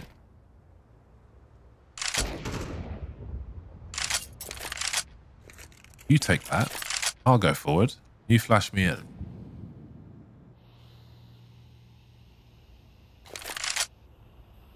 Now, connector will be in an important position. Sophia trying to understand what might be happening here. Oh, Littles goes down for free. Littles had a smoke as well, which could have been a second smoke for that bottom con position. So now things are really compromised. Sophia will be popped as well for free. Juliana is on a tear for this one. Finds her 3rd frag and she has shut this round down. Sinan completely out of position. Just isn't a whole lot she can do here. 1 versus 4. Picks up a very expensive AWP and should have to find somewhere to hide because there isn't much else to do in this round. It's crazy to me how much of that comes down to the mid smoke. The fact that you're able to make your way up from under, tuck in the corner, and that cross is completely unnoticed. And so poor Littles, who is convinced that her 6 is covered, by rights it should be, has no idea that one of inSanity's players has completely threaded the needle and now she is no longer for this world. Great round from Juliana to kick things off there. Eventually traded out, but opens up so much and makes this round damn near unrecoverable for Atrix. It was just that smoke. It's like that line in 13 Reasons Why, where she's like, oh, it was that smile, that damn smile. And this one, it was that smoke, man. It was just the wrong position.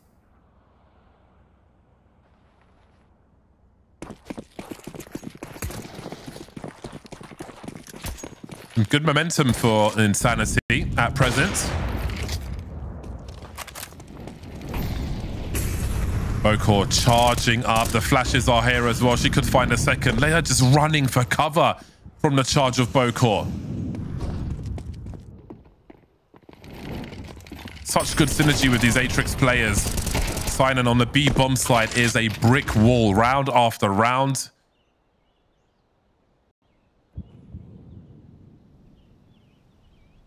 Bomb still in the hands of inSanitY.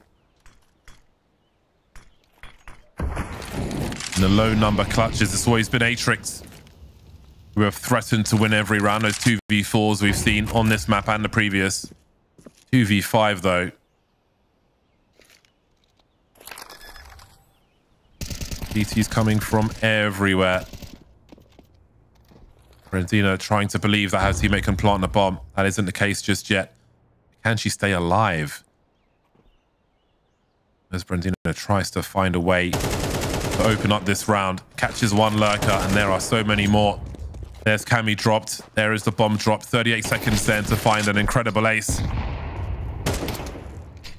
Stuck in the corner for the time being. That's not the only utility that might be coming her way. But the lead from Sophia's rifle will do the job first. Score is tied again, 13 apiece.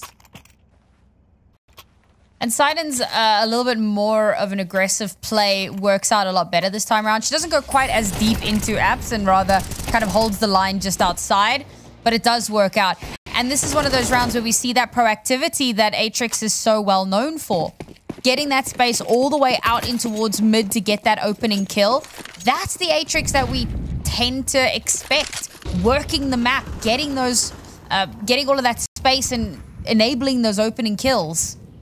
And that's what brings them, as you say, back to an even kilter once more. And now for inSanitY, the way that they're playing, they're not looking to get caught out by that again. Playing that a little bit more passive, waiting to see if Atrix do anything crazy. And we'll move from there.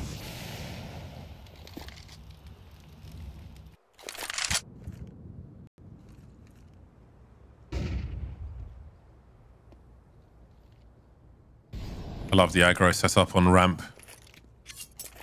from Murray and Littles. See Murray playing anti-flash there.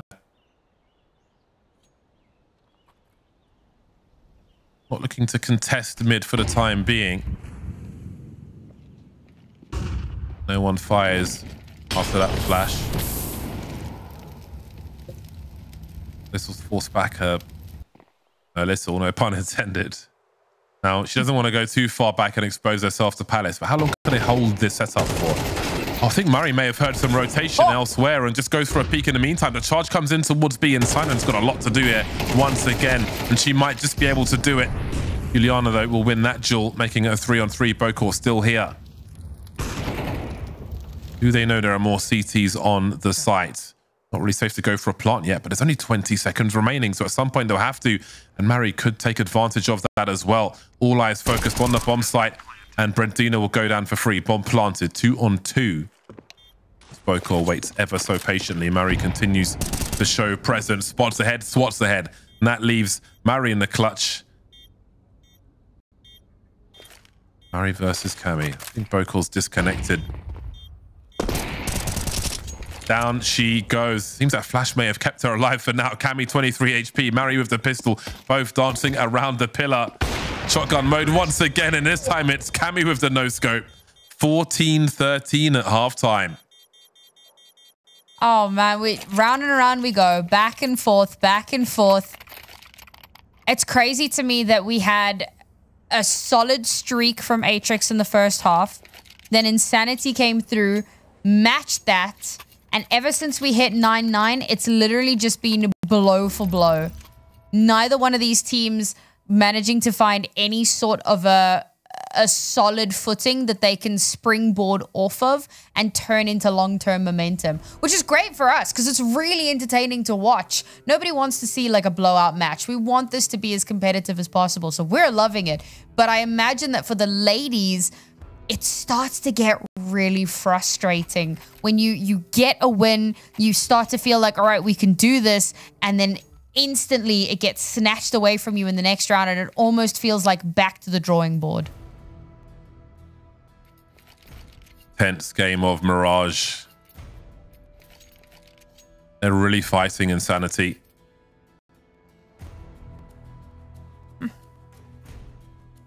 Very, very focused indeed.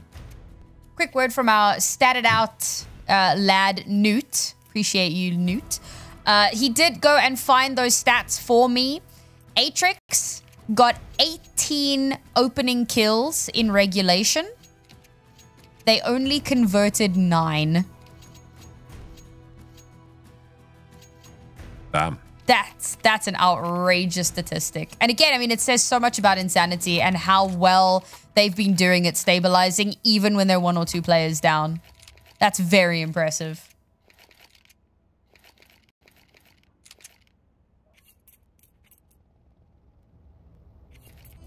Are you leaning towards either team to win this at the moment, this game of Mirage? Well, I mean, I said it, that, you know, inSanitY were going to win the whole series. So we're going to map 3, obviously. I feel That's like how that works. You know, it's so easy to say, oh, anybody could win this, could go either way. But it really feels... I mean, there's a lot of scenarios which have a big part to play in how the round plays out, but are really going down to the wire and who wins those scenarios. So it is super unpredictable. Which is enjoyable, but nervous to watch, even though I don't have a dog in the fight, so to speak. But it's crazy in a good way. What about a cat? Hopefully not in the fight, but they are roaming. My cat's been very one of 2, very keen for my attention all day. Oh, yeah. For those of you that weren't here at the start of the show, we got introduced to old Steve. He's a cute boy. There's Leopold wandering around as well.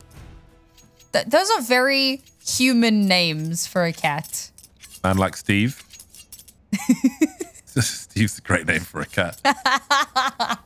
My cat's name is Shrimp. Shrimp. Yep. He is a chonker. I did not name him. Man like Shrimp. Anyway. inSanitY lead by 1. Everybody back on the server once again. Little's off to a positive start down mid.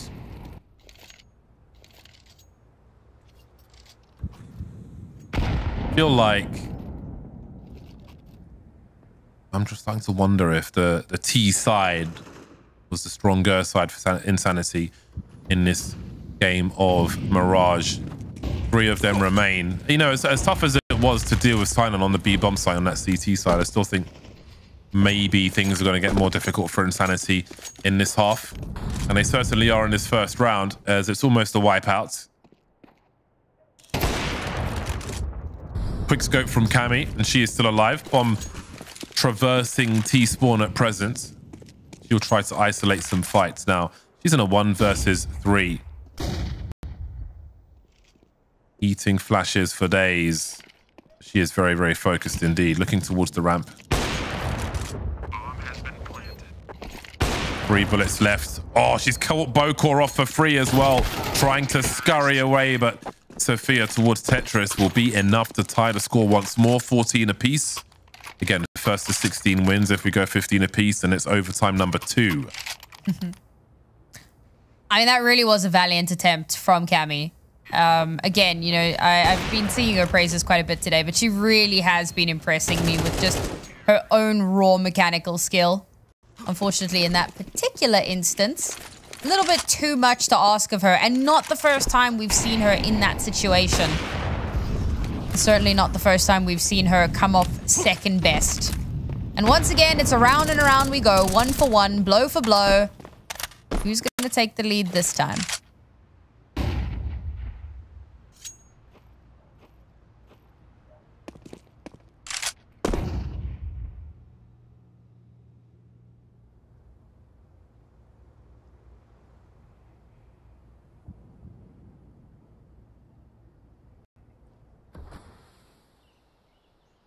Look at all the util for Atrix.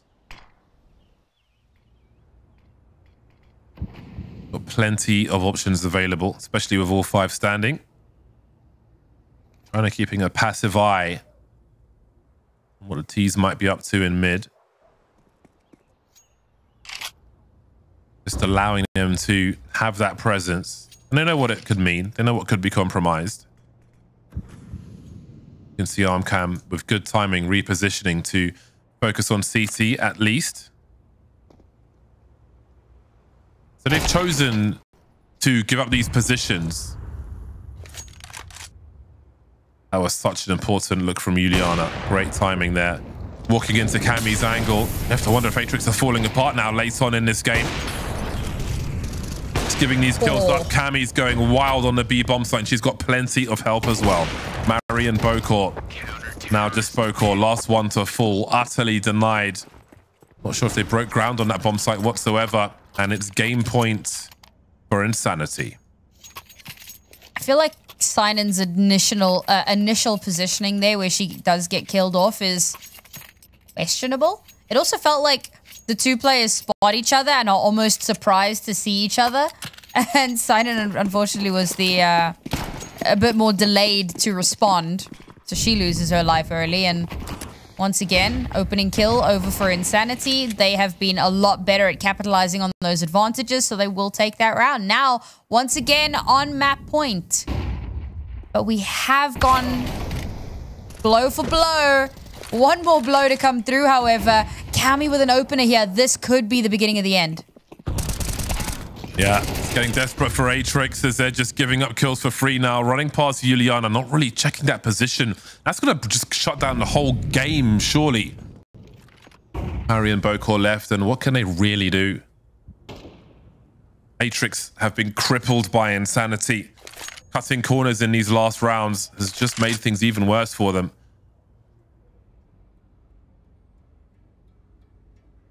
Bokor and the bomb. Versus Cammy, posted up.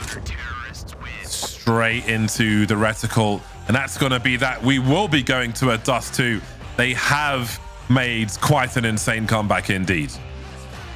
Again, so impressed. I've said it a couple of times here, but this is a team. It really was night and day between the first map and this map. Ancient. Difficult to deal with when done well, and they like to do that well. You know, Sinan's a rock for the squad.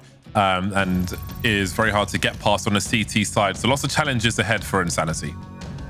Yeah, I think that the B site in particular is going to be a difficult one to crack through, regardless of which team you're going to be playing on. Sinan has proven time and again what a solid anchor she can be.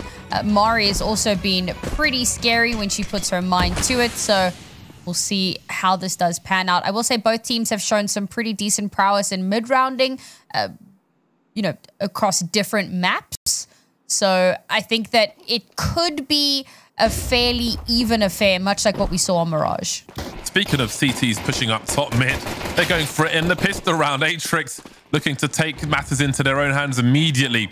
I'm not sure if they've seen the bomb or if it was behind a box. Either way, it's been collected by Brandina, and they will start to move together down through towards short inSanitY. Their rotation will be heard by the long plays, and Bokor immediately goes back to try and find an angle to abuse this USP. Longer range than these Glocks. They've picked up some Julies. Interesting, you know, P250 for the T side. So they won't have the luxury of the one-shot range as these USPs do. I think it's a bit better on those Julies, though, from what I remember. Either way, it is a 4v3 post-plant for inSanitY. On site and on short, they've got some good angles, but it's all about those headshots, and Bokor knows how to land some. There isn't a kit for these CCs, so they've really got to get their skates on, and they are being denied opportunity by inSanitY, who are just chilling behind the wall. They'll come out and China will pop two, and inSanitY will start things off well. Some good momentum early on Dust2. I liked how they played the start of that round. I wonder if it was something that they had kind of stratted, that they knew, okay, there's a good chance that Atrix are going to go for a aggressive mid push, so we're just going to chill at the start of the pistol round, allow them to run out. Once we've taken care of that, then we can decide where we want to go. So they get those couple of early picks, move in towards that A site, bomb gets planted. Bob's your uncle. You got your first round on the board here, so they're going to be feeling pretty darn good with that.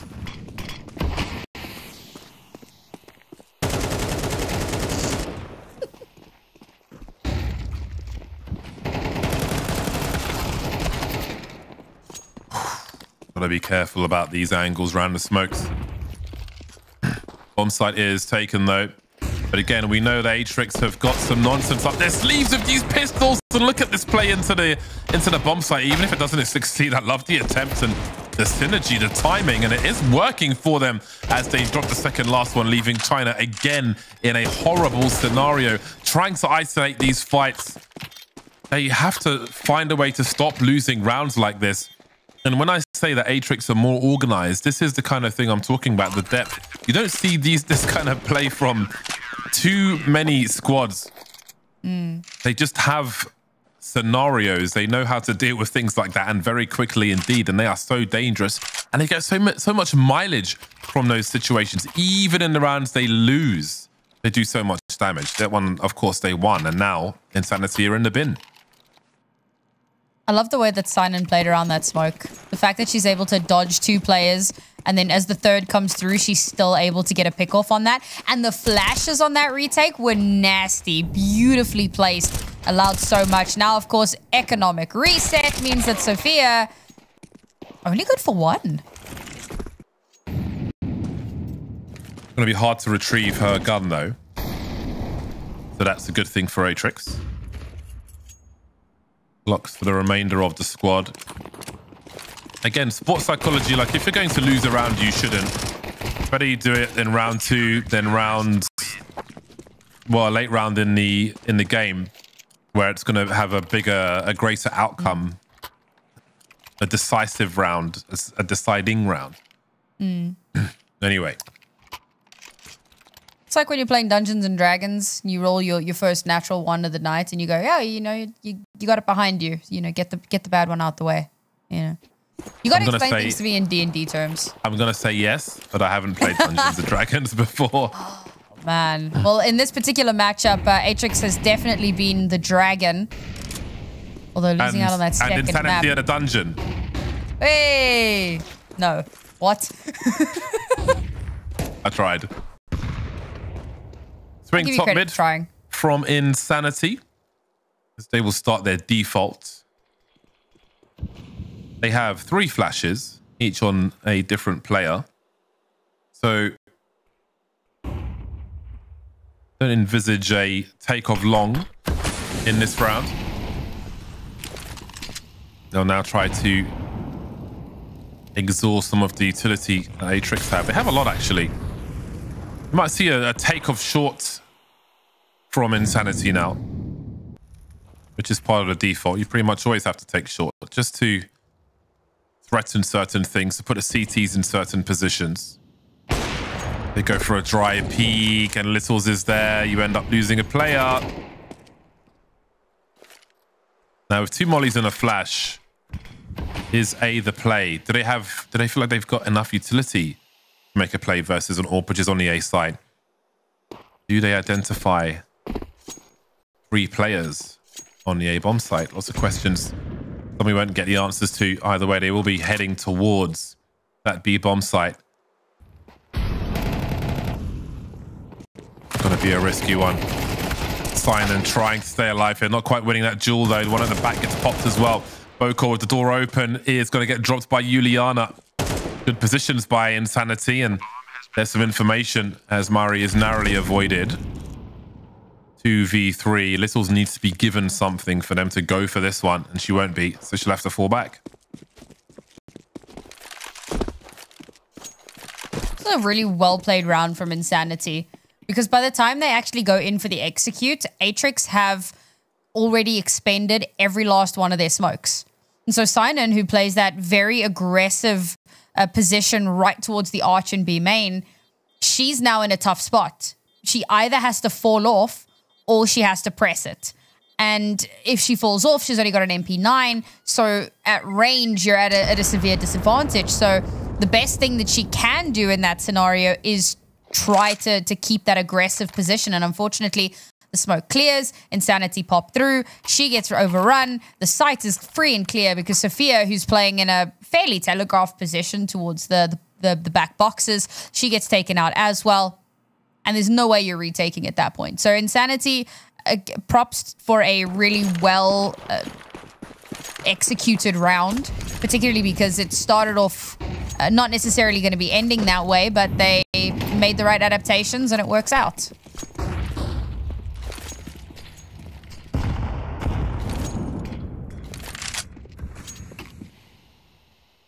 double HEs will be warnings for later, avoided by inSanitY. Again, happy to start slow. They'll need to establish some control on short.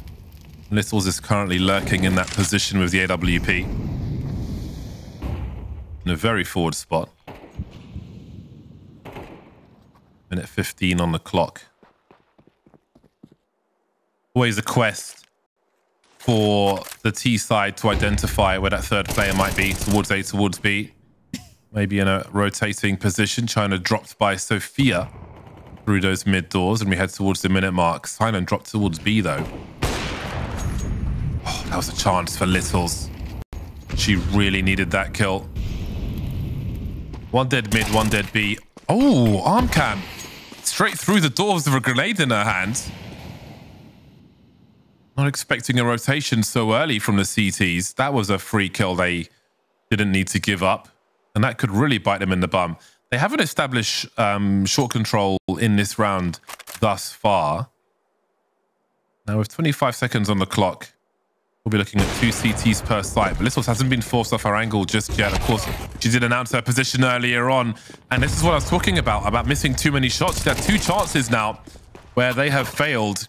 With the lurker over towards B, maybe looking to catch rotation getting dropped. The bomb will be planted towards A. No util left for inSanitY.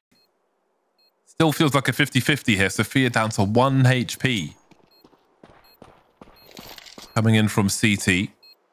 Long still being held by Mari, who has a flash she could deploy. Who knows if she'll get peeked though.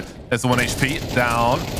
Oh, this is so hard for the CTs, and they're going to lose everything. That's got to be a frustrating round for Littles especially. It started off so good. And that's another unfortunate statistic just to add on to the ever-growing pile of opening rounds that didn't end in a conversion. I think for Sophia, I mean, she's been so good in mid, so she gets that first opening kill.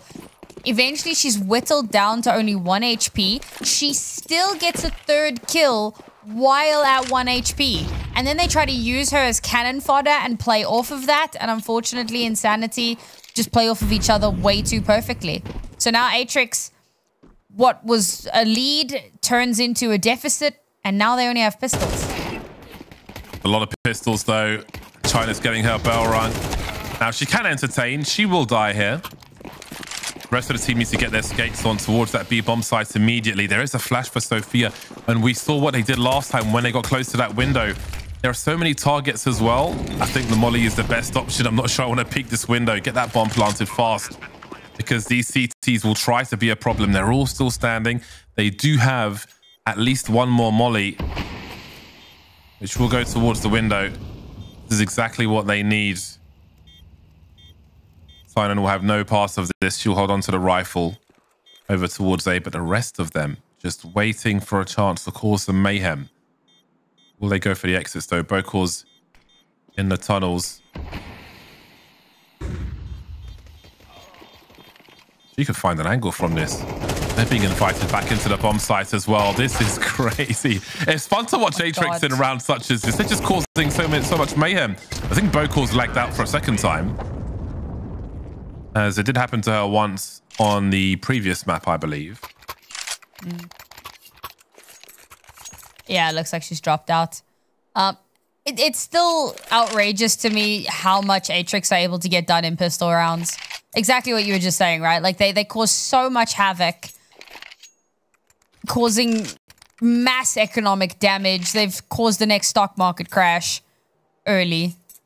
Well, that being said, inSanitY are still doing all right here. The fact that Cammy doesn't really need to reinvest means that they can spread around that cash quite comfortably. So, not a major issue. Atrix, on the other hand, they would be really happy with how that round ended up going ultimately.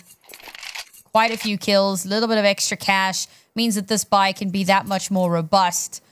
But this is the first time that we're really starting to see Atrix sweat. I think this might be one of the first times that we've seen them at more than 1 round deficit. If you can really call that sweating. Well, I think with the confidence in which they play and how organized they are were probably not expecting to find themselves in this situation, especially with such a dominant victory on their opponent's map pick, and then to lose their own in a very difficult game, very scrappy game on Mirage. There'll have to be some frustration here. You can see in the way they play how much confidence they have in themselves. So this is, you know, not what they're expected, but sometimes things won't go your way, and this is an opportunity for growth in that respect as well, overcoming a difficult time. Reflection for Littles as well. He used to get going with that AWP. No one really pulling away in the stats in these early rounds. Sophia leading though with 7. Only good for 2 rounds so far though. 4-2 for inSanitY. Just waiting for Bokor's tech issue to resolve itself. It looks like we've had a player and a coach crash, which is this update's caused a bit of crashing. CS2, we're seeing lots of reporting of crashing. I've had some weird FPS dives. I was playing a fair bit today because you know my connection is not great, and I feel like when the game first came out, I feel like if you have a perfect connection, then it might be better. Whereas if you have an imperfect connection, as many people do, then it's a worse experience than it used to be in CSGO. And I think there's maybe some better parity being found in that, because as I mentioned before, especially like if you look at North America, for example, you know, I used to spend 4 months of the year there, and if there's a storm, people would say, like, when the match starts, oh, there's a storm in my area, my power might go out, my internet might go out. You know, some places in America, you've got their internet cables are just wires hanging in the street, versus other places where it might be underground. There's all kinds of variations. Like in London, if you have buildings that were built before the war, then it won't necessarily go to your local exchange and so on. So there's all these different variations which can cause different quality of internet. And I think upon reflection, maybe slightly different design was maybe needed, in my somewhat ignorant opinion, because they don't really tell us too much. But yeah, I mean, the game does feel better, but there do seem to be some gremlins in the recent updates. So people are crashing a fair bit at the moment. So happy to announce, chat, that we are on episode 2 of the Sam and Bardolph podcast. So I have a question for you. What has been one of your wildest tech issues during a broadcast? And it doesn't have to be your tech issue specifically, but just a tech issue that happened while you were casting. Okay, this might... So I remember we had a Faceit finals in our studio in London, and it was a time where all the online broadcasts were getting DDoSed all the time. And if you had a Skype account, for example, for some reason, Skype people could find the last, I think, like 5 IPs you had used on Skype. And we had somebody who had won a prize. I don't know if it was like a Twitch chat giveaway or something. And I logged into Skype I didn't understand the nature of the problems with it. So I logged into Skype for 20 seconds just to like send the person a trade link or something, whatever. And because of that, our finals got DDoSed. Oh my God. So that was one tech issue. In LA, when we had our studio in Santa Monica, it was above 3rd Street Promenade. And once there was a suspect package in one of the bins outside. So the police came in and told us they ordered us to leave the building. So we went to an Indian restaurant around the corner, where our observer was remotely broadcasting the match with no commentary from an Indian restaurant while we were eating Indian food. So there's another one for you. I mean, coronavirus was a whole tech issue during Flashpoint, where we had players and everybody in the studio. Then we had players in hotels. Then we had, instead of roaming cameramen, we had tripods. Then half the talent went home. Then, you know, it just kind of, that was a whole tech issue. What wasn't a tech issue though was toilet paper, because when I would go on those long trips for 2 months, I would buy a 2-month supply of everything I need. So I was good, but you know, everyone just went and took all the toilet paper from the shops, but I was chilling. So no tech issue on that regard. Yeah, there was one major where the servers kept crashing for some reason. Just the whole server would just have a meltdown. I remember that. I'm not sure exactly why that was, if it was like overheating or what it was. We had one of our producers. He put non-rechargeable batteries in the battery recharger.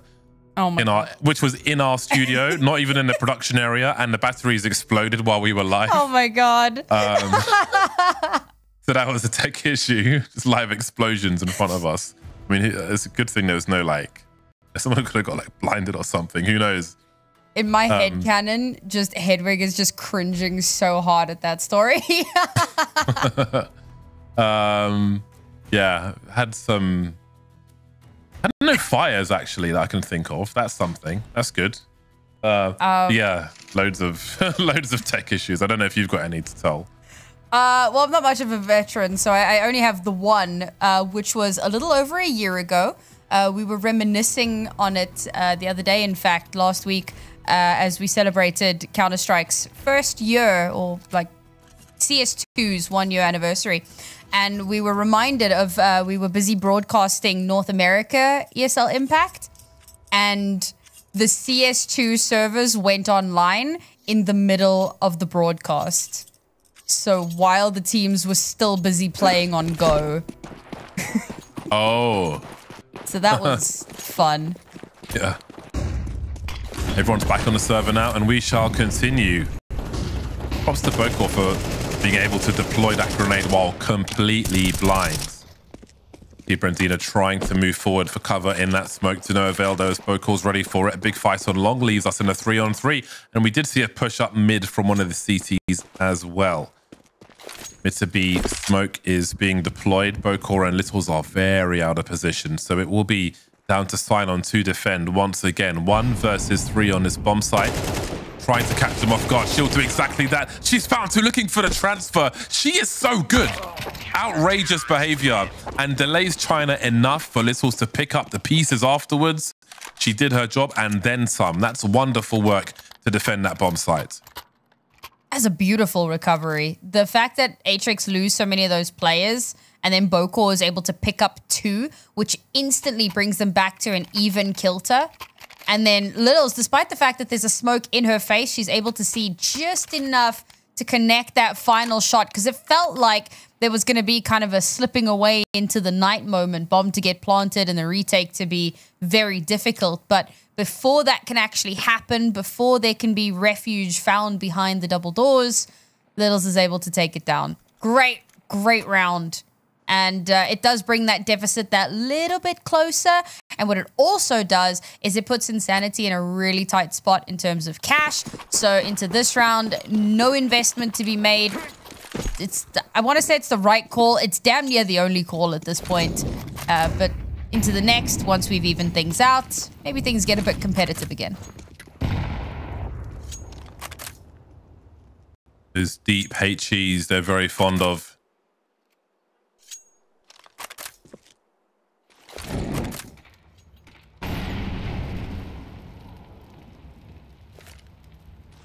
Somehow didn't get any sound cues from that.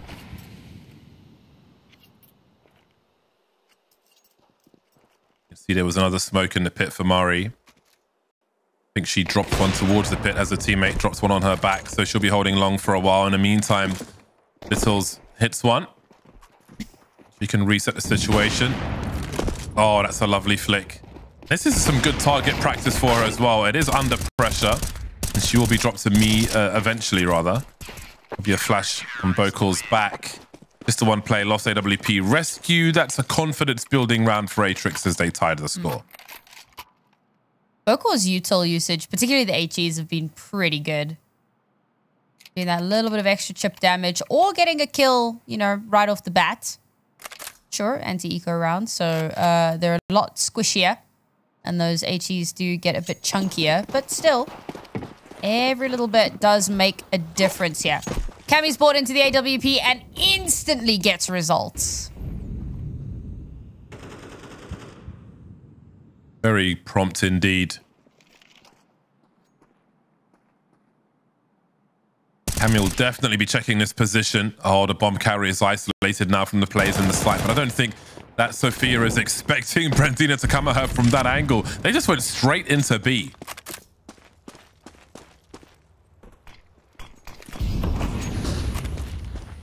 Bocor, oh, this is the jump throw. This is for the bomb site itself. It limits where the T's can stand. So if you're mounting a retake, it certainly helps. One more molly as well. Quite a few flashes. Lots of footsteps heard outside. Towards the car, maybe. So close, though. Who deploys the flashes? Well, everybody's blind for now. China's able to deliver, but the trades will be there. Bocor, 1 versus 3. Only so much she can do here. Not much money in the hands of inSanitY either, so they won't chase too hard. But they will chase. They'll be taking the lead once more. Bocor will hold on to the AWP, it seems, but not the round. Terrorists win. Taking down Sinan is such an important way to kick off a round. Because, again, you know, we talk about her ability to anchor. So if she's just not there, you have so much more possibility, so much more room to work with, especially because B tends to be a weak side. So if you take away one of the numbers there, you've essentially cracked open the entire site for yourselves. And that's why, you know, the anchor that you put there has to be incredibly strong, which, you know, makes sense why they have Sign in there. But if she's instantly going to get wiped off the board by an AWP from top mid, she's not going to be able to get the results that she wants. Looks like we're just going to have a repeat of Mirage. Just back and forth, blow for blow. We're inching ever closer to the half, however. There's only 3 rounds left. What do you think? Do you think that for either one of these teams, there's a huge favor for the number of rounds going into the second half? I think if inSanitY can keep winning every other round, that will be good for them. Because I still feel like, as a unit, Atrix are a stronger team, or a more dangerous team, if you will. I feel like they've got more ways to be a threat, if that makes sense, from what we've seen in the series. So I think the more rounds inSanitY can take off of their CT side, the better. You know, not all these maps are equal. What we saw from them on Ancient is going to be harder to replicate on a Dust2. But we know they've got the coordination as a squad. So the more rounds they can rack up, the better. This will be a hero AWP round. And a bunch of pistols, which Atrix often have done things with. I think Dust2, there's just fewer places to hide. So they were lining up. That would have been unfair at that point. Now the bomb needs to be recovered. And Bocor and Murray are right here. Now, Juliana may need some help to get out of this situation. Look at the swing! Look at the swing from Bocor to give Murray the space to get that kill. The game sense of these players is so high. It's wonderful to watch. And yet again, with basically the pistols, the AWP's been lost. But look at the situation they have created. An AK-47 for both of them. Bocor's got full armor and a defuse kit. 30 seconds. Oh dear. This is so awkward. The CTs could be anywhere. They could be on the bomb sites rather than here. Murray will switch up as Bocor has lagged out again. Oh. That's such a shame. He had some really big situations where she could have had some impact, but has just disappeared, it seems. And that is so... that's got to be frustrating. I was excited to see what they would do. Yeah. But it wasn't to be. I mean, Bocor's had some really magical moments over the last few maps, so you always look forward to seeing how much more can get done. And in that situation, if they have that crossfire And if they can actually play off of that, there's a world in which they actually do manage to win out that round. It's always going to be difficult. Cammie's still alive. She's got the AWP in her hand. She's being backed up.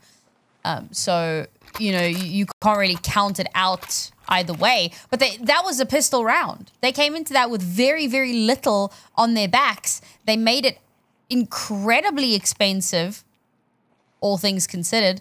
No, they don't they don't win the round, but they keep kind of chipping away with 2 rounds left. If they can win this round, inSanitY are going to have very little money into that next one, and there's a good chance that they even out the scoreline. But we're also at a situation where we could see for the first time in this series inSanitY go into the lead, or into the half with a lead.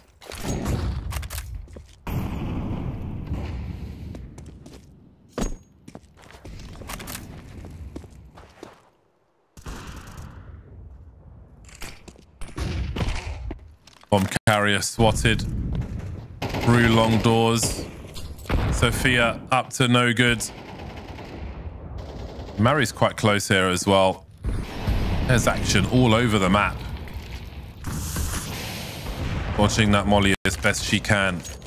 She's going to go through that smoke. She is pushing through that smoke. But she'll be caught by Juliana, spotting the bomb, and that just leaves 2. Now, with the bomb towards top mid, Little's moving in. Oh, God. Okay, no, the radar. The bomb's going back towards long. So that's across Little's path, though. But there will be a smoke that will cover some of it. It could still be interesting, though. And there is the bomb carrier dropped. But Little's has 3 more players to find. I think she might just be saving, because this is looking difficult for Atrix. They had a firm grasp on the series 2 maps ago, but this is a different look entirely on Dust2. I think it's always worth mentioning the kind of mental toll that it takes on you when you know that one of your players is having technical issues. And on top of that, when you have to pause the game, you kind of stall out your own momentum and stall out your own kind of traction that you were gaining, and you come back into it and you have to kind of reset, bring yourself back into the present moment and continue to perform at your best level. And obviously, you know, teams do it all the time. It's part of the job. It's something that you have to be familiar with. It's something that you have to be comfortable with, but that doesn't necessarily mean that it's the easiest thing in the world to do.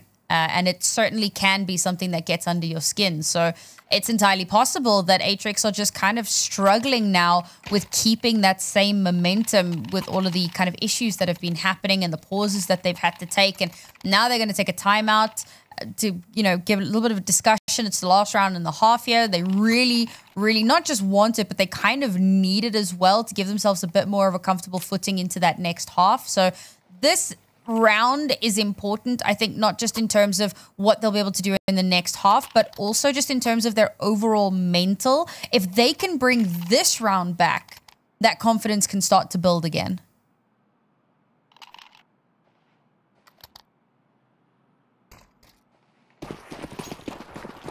There's enough rounds on the board for a fighting chance in the second half either way, but 5 would be so much better than 4. 4, you know, you're leaning towards a little more dependency on the pistol round for some comfort early.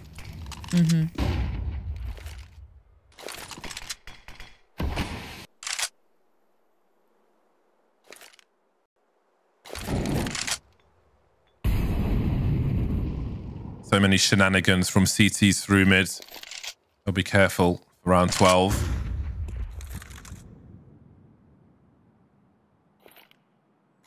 Waiting at that initial CTU tool. You can see Mari playing close on long doors, but won't investigate further for the time being. Heading towards that minute mark, and it's been very quiet indeed, but there are a more menacing group of T players by this mid door position while the action starts to come in through B.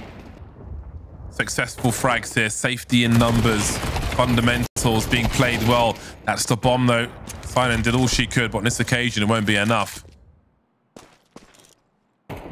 Littles and Murray remaining. through the wall won't be enough. Time to get a reload in, I think.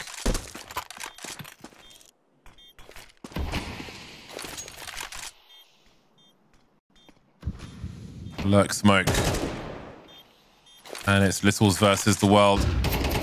Not reloaded that orb just yet, but she's not going to really get too far into that bomb site. So then, a very different situation on our hands. inSanitY lead 8-4 at halftime on the deciding map of Dust2.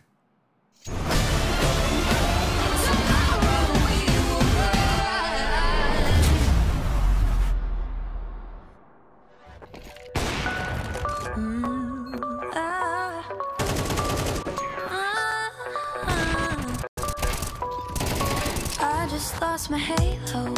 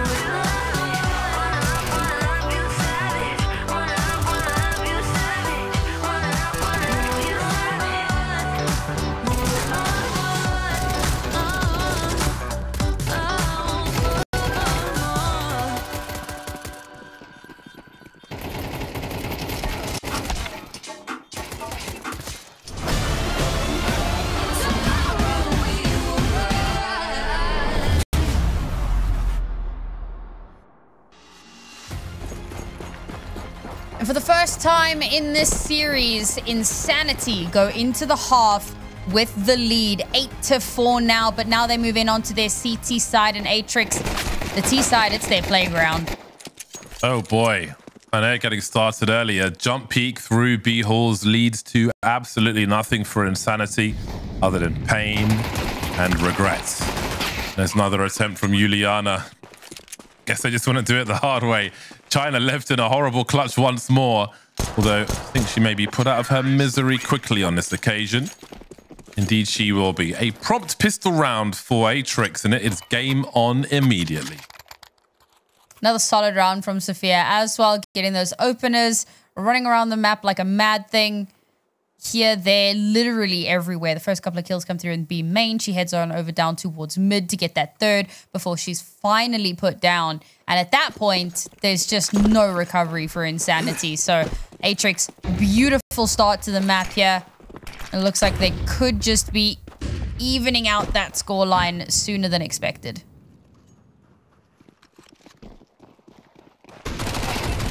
Here come the pistolas. Yeah, that's enough damage in that direction. Get that bomb on rotation. Now, in these rounds, Atrix are absolutely wild with the pistols and the random selection of guns. See if Atrix can do the same. And coming for Sinon, she's just delaying the advance towards that B bomb site. But 1-for-1 might not be enough. There's a smoke grenade for inSanitY, which could be used in a number of ways. It could be used for containment, just to try and make more people die one way or another, or it could be used for a retake attempt. But with no flashes, that's going to prove difficult. Look at that lurk smoke, though. Look at them charging in. They at least got onto the bomb site. Not much else, though. There's some attitude towards the end from Atrix. I mean, Sophia's just having an absolute field day right now. She's also been a player that we've highlighted in previous, broadcasts. Whether that's her becoming the MVP or just, singing her praises in a more generalized sense. She has been pretty consistent for Atrix. She's just going to keep that up. Long firmly taken by the T's. That is a fantastic start for them. They've got plenty of util as well. And there's the instant response from the CT's classic stuff. You lose long, you take short. You lose both, you lose the bomb site. They must hold on to this position. They want a chance at fighting for things. With people on the lower ground, they do have a double peak scenario if they want it, when the smokes aren't up, of course. As is standard in many early long takes from a T side, they'll establish position and hold for a while.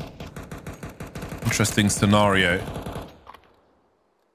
between Sophia and Juliana, who will just hold position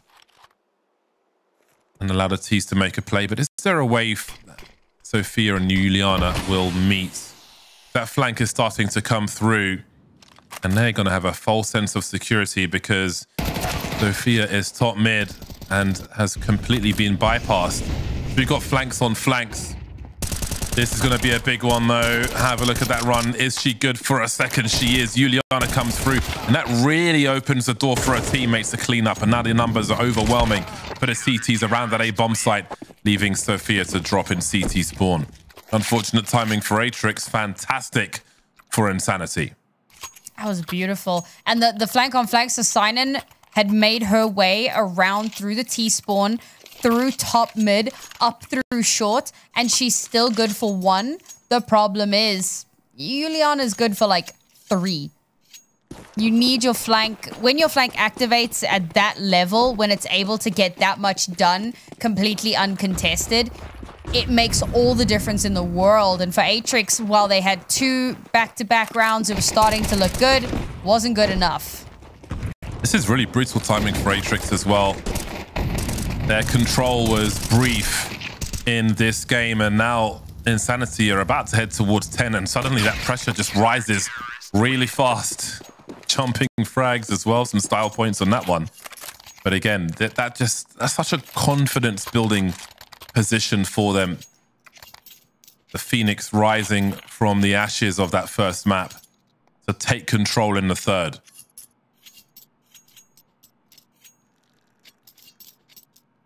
Who would you say has been the MVP of this map? This map in particular.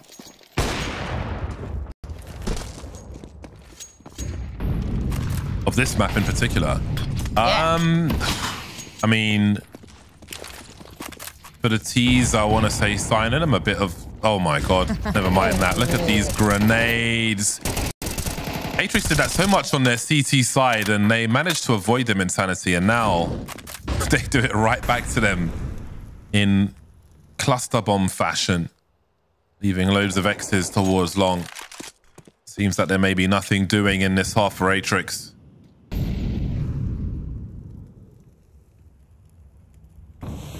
For inSanitY, I'm not sure. I think it's hard to pick. There's definitely a team effort. You can see in the frags, there's a good average for the most part.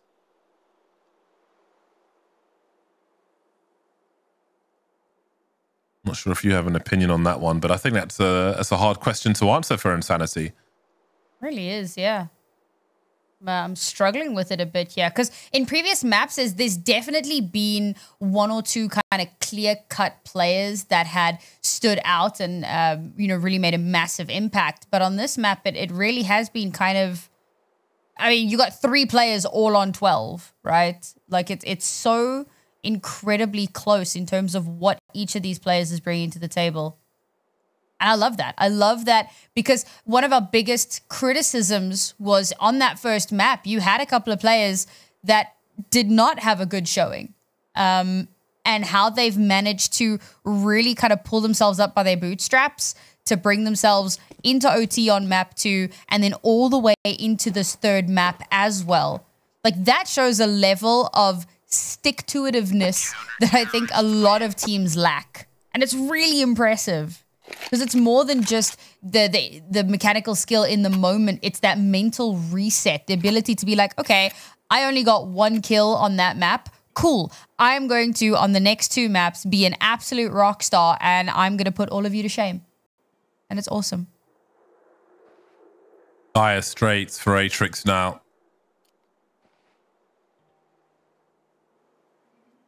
Things are looking real bad for them. You would have never seen this coming if you tuned into H and then just tuned in again now. But again, they put up a hell of a fight on Mirage to make it this way, inSanitY. 4 rounds only on their pick of Ancient. To come back in overtime on Mirage. Lead by a good chunk on Dust2.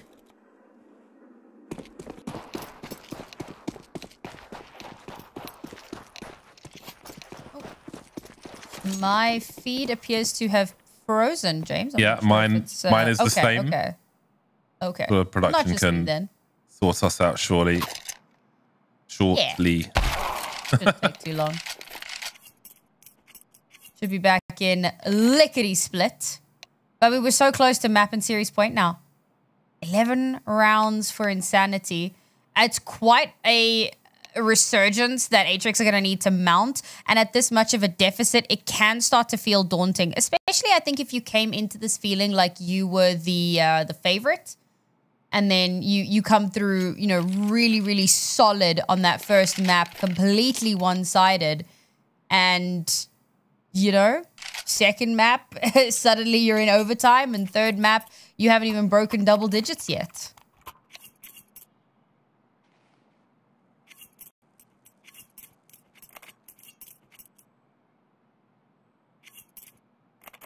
Waiting for our signals to be cleared up.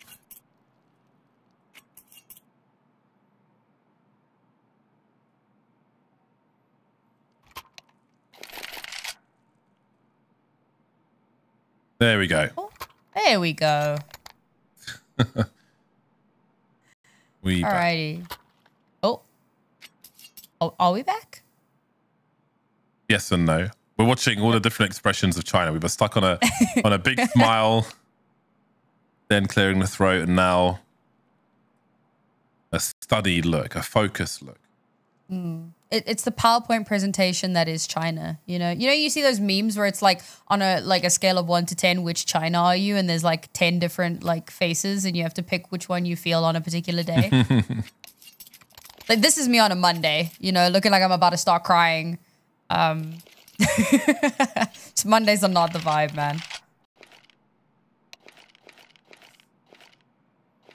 Happy Monday, that's what I say. It's never a happy Monday. Monday is the day to go out to a restaurant.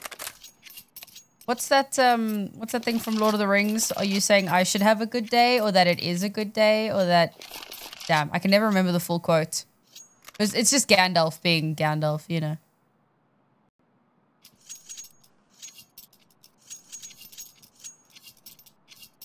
Good timing for a tech pause. Yeah, I was about to say. Thankfully, there is a slight tech issue that is being dealt with as well. So, folks, we're going to send this to a quick break so that we can try to get that sorted out as quickly as possible. When we return, we will have the finale of the final map in the series.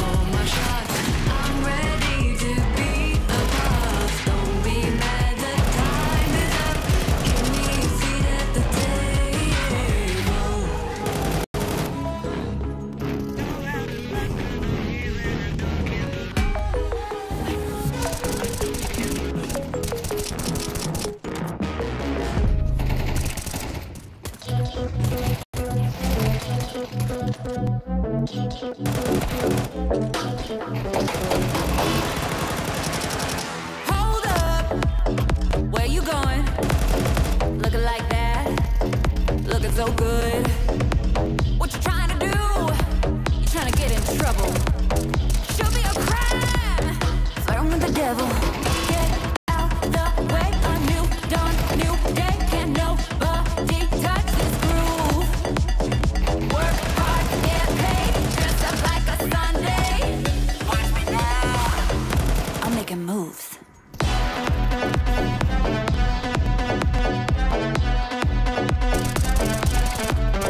I'm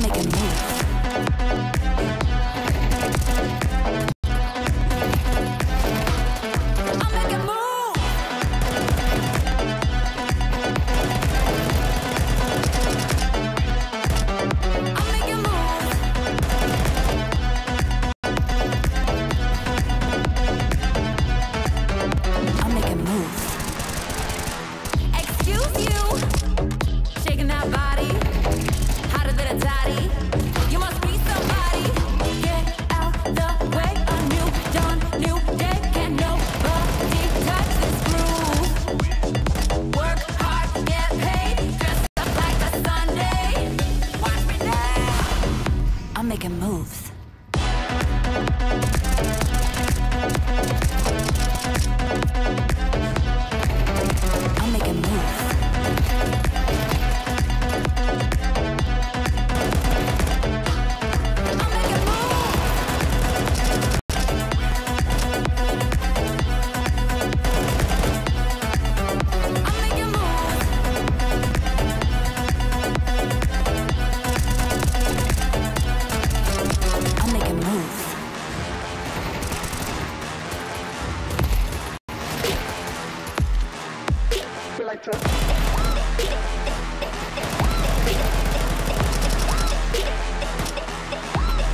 I'm making moves.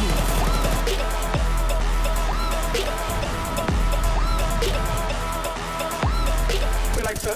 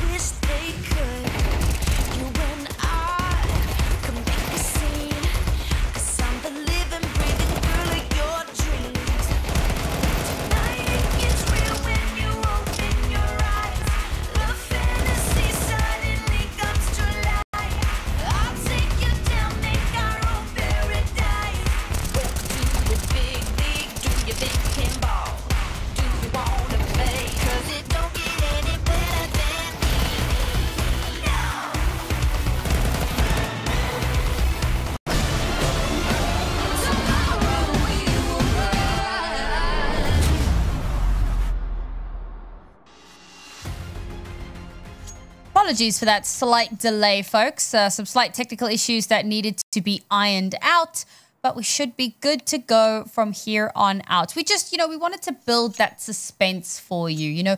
Who's going to win? Are Atrix going to mount a massive comeback? Is inSanitY going to prove my prediction correct and have me once again pipped that slight bit ahead of Bardolph? Who knows? We had to give you time to kind of mull over that a little bit and sweat a bit. And now we'll get to find out.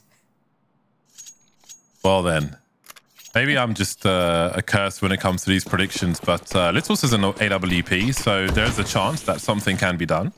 They have some pieces of utility as well.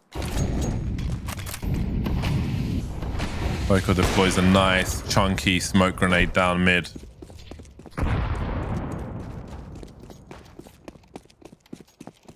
Right then, Atrix can't afford to buy, but they also can't afford to lose this round, or really any other rounds. Very rough scenario for them.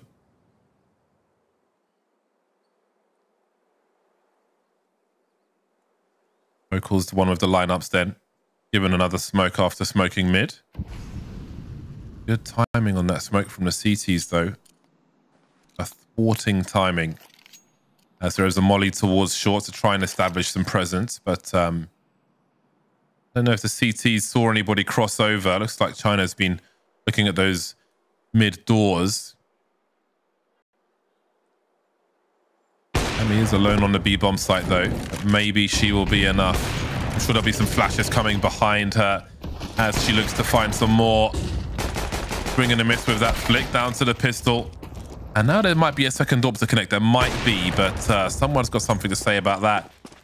2 players remaining then for both squads, as we've got double ops. If they can plant the bomb, post-plant double op will be quite interesting indeed. Not the first time we've seen Boko holding an AWP.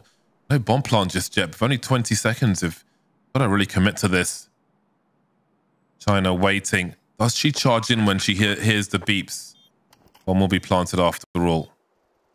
Both CTs are here with kits as well.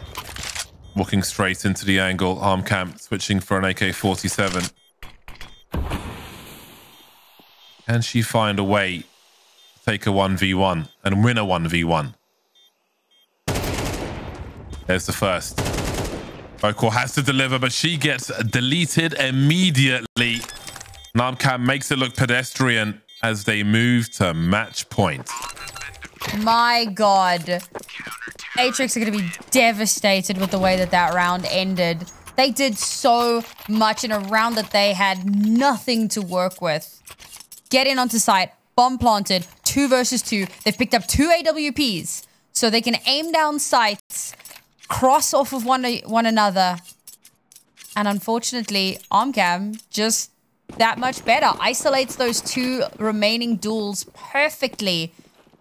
Map and series point. Yeah, at least Atrix have some money to spend into this. Littles, despite how much she got done in the previous round with the AWP, this round she cannot buy into it. So it's just a scout and she has to make the same magic happen again.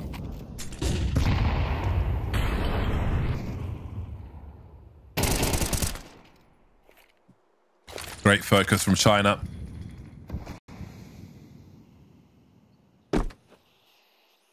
Full remain for Atrix.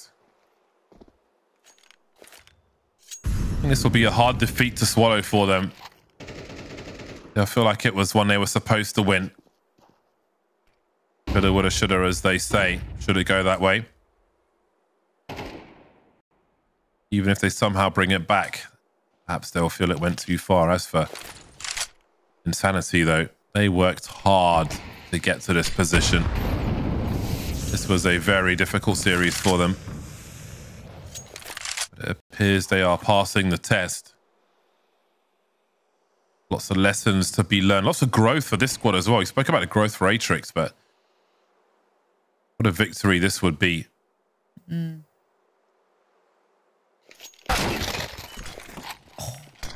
That's a big frag. Simon going down is always a big frag. 5 on 3 now. And it just gets harder and harder. Boko versus 4. Too many angles. They fail on the last hurdles there, Atrix, and inSanitY come through with a monumental comeback versus Atrix. I feel like I'm kind of beating this storyline to death at this point, but I really do think it's incredible what inSanitY have managed